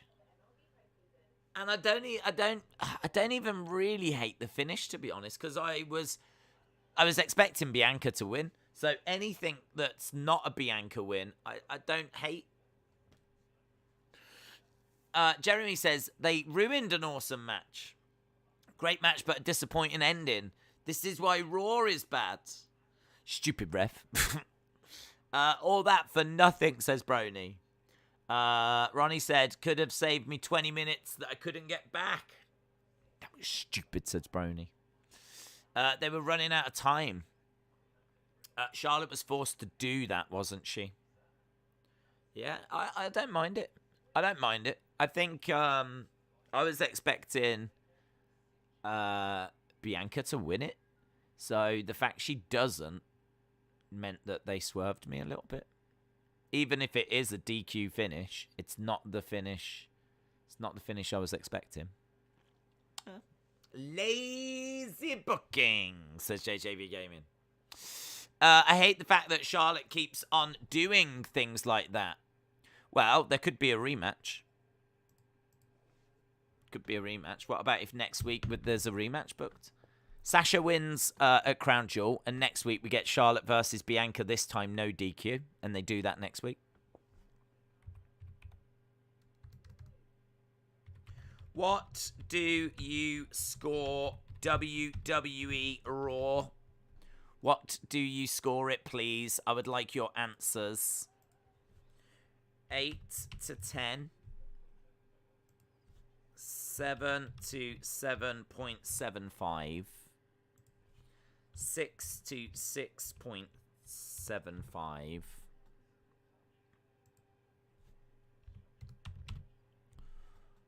Or 5 to 5.75. Here we go. Getting your scores. Daniel said WWE sucks now. I'm pretty sure they're not supposed to go to separate brands after Crown Jewel days. Who? What? I didn't want Bianca to win the title, but that ending felt unsatisfying. There is so much heat for Charlotte, but she puts on fantastic match. Charlotte is a Flair. They cheat. Great match, and Bianca is protected, said Fit Tennis. Days, Belair told Charlotte to end it because they were going off air, lol, when she was on the top rope. Who? The wrestlers? I don't... What you want about? You're saying that next week's Raw is the start of the draft. And maybe the same with SmackDown, so they'll never face. They won't face each other. Maybe. But would it be the biggest surprise if they did? Like, you know, she deserves a rematch because it was a DQ finish. Like, it was clear that Charlotte resorted to desperate measures. So could Bianca convince them to give her that match? She could even say, I'll go to SmackDown and do it Friday. So Bianca might lose the title, might lose the match in Saudi on Thursday, but get a chance to go to SmackDown and compete for the Raw Women's title on SmackDown on Friday. There's ways. I know that was Real Blood, but that's never stopped AEW from continuing the match. They continued the match. I could see Becky Charlotte at Survivor Series, title versus title, with the return of Becky 2 belts. Days, the sex scene in Squid Game was gross, but I bet you enjoyed it, and that lady was actually crazy. I guess it wouldn't be. WWE don't follow their own rules. That's it, Austin. That's it. Now you're getting it. If they bring in a rule, it's only so they can break it at some point. Andres says they're going to swap the belts. No! Don't. Come on. We can find ways around it. We don't have to swap the belts. We don't have to. No. Don't swap the belts. No. I'm probably not going to eat at McDonald's ever again, says Johnny. Brendan with a 9.87. And then, are you sticking your finger up at me? WWE is the rules. Bianca Belair is all elite. Daniel said, it's already been said, great match, but a winner was needed. DQ is just a letdown. David said they 100% rushed that ending. Bianca clearly got a signal to wrap it up when they were on the top rope, and the camera caught it perfectly. Becky 3 belts. Sean said, I enjoyed the ending. Adrian says, good night, everyone. Harley Mahal said, Days, at least it makes the triple threat unpredictable, because if Bianca won, then Sasha would have definitely won. Austin said, swap the belts.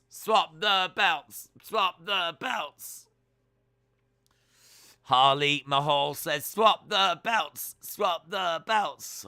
Austin and Harley are such good friends. They always copy each other. What the flip? I think he sent the middle finger by mistake. I don't know, man. I think he might have just hit the Attitude Era. Brendan might have just turned heel. It might be like 9.87 MFers. Hasib said the show was rubbish. We have had 236 votes in 4 minutes. That's pretty impressive, isn't it? 237 votes now. It's gone up by 1. And I can't tell you, man, the result. This is really interesting. I'm going to let this run for a touch longer because the result is really, really interesting. Harley copied me. He's always stealing my news. I don't like Harley.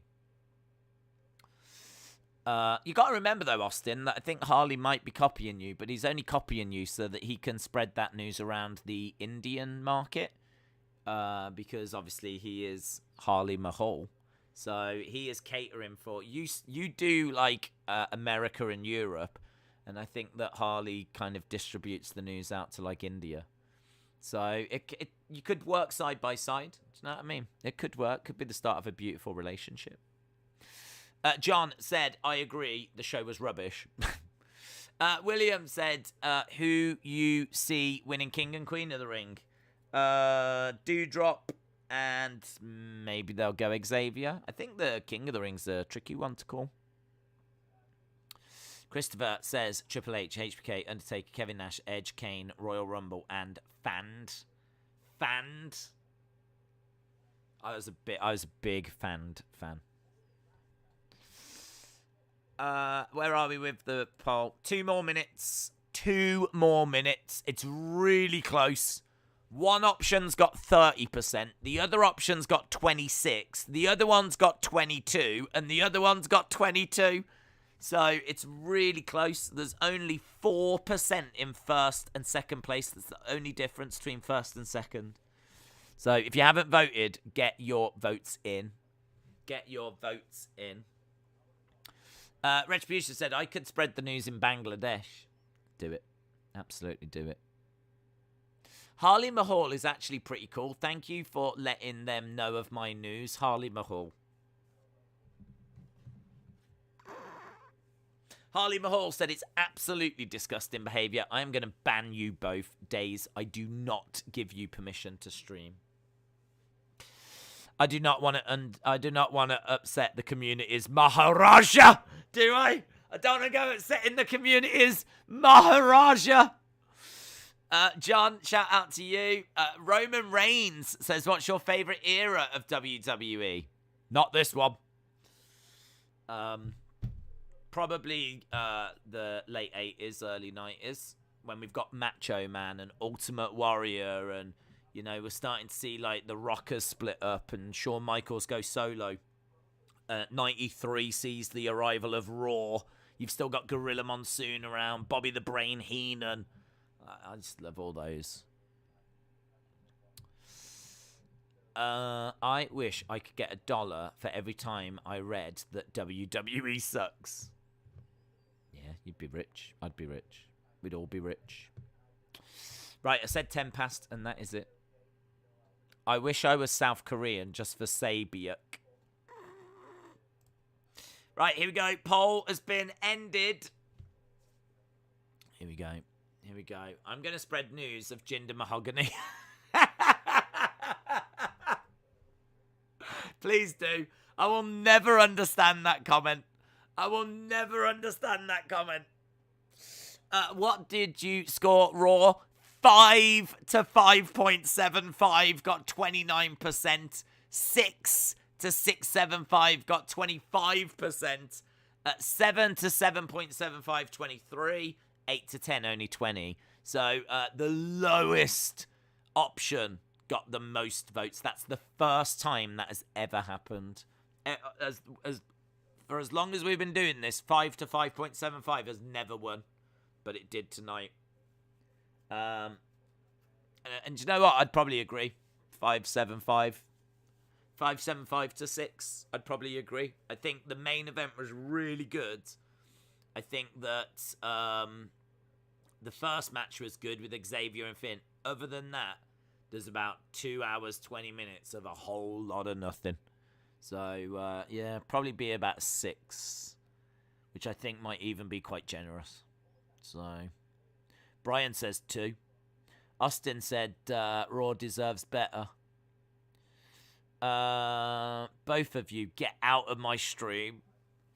Guys, we need to go because we've upset the community's Maharaja. So, I know there might be some people, I do know there's people that jump in and just want to see, like, what the score was. So, I'm going to be generous and say that that final match pushed up the score for me to a 6.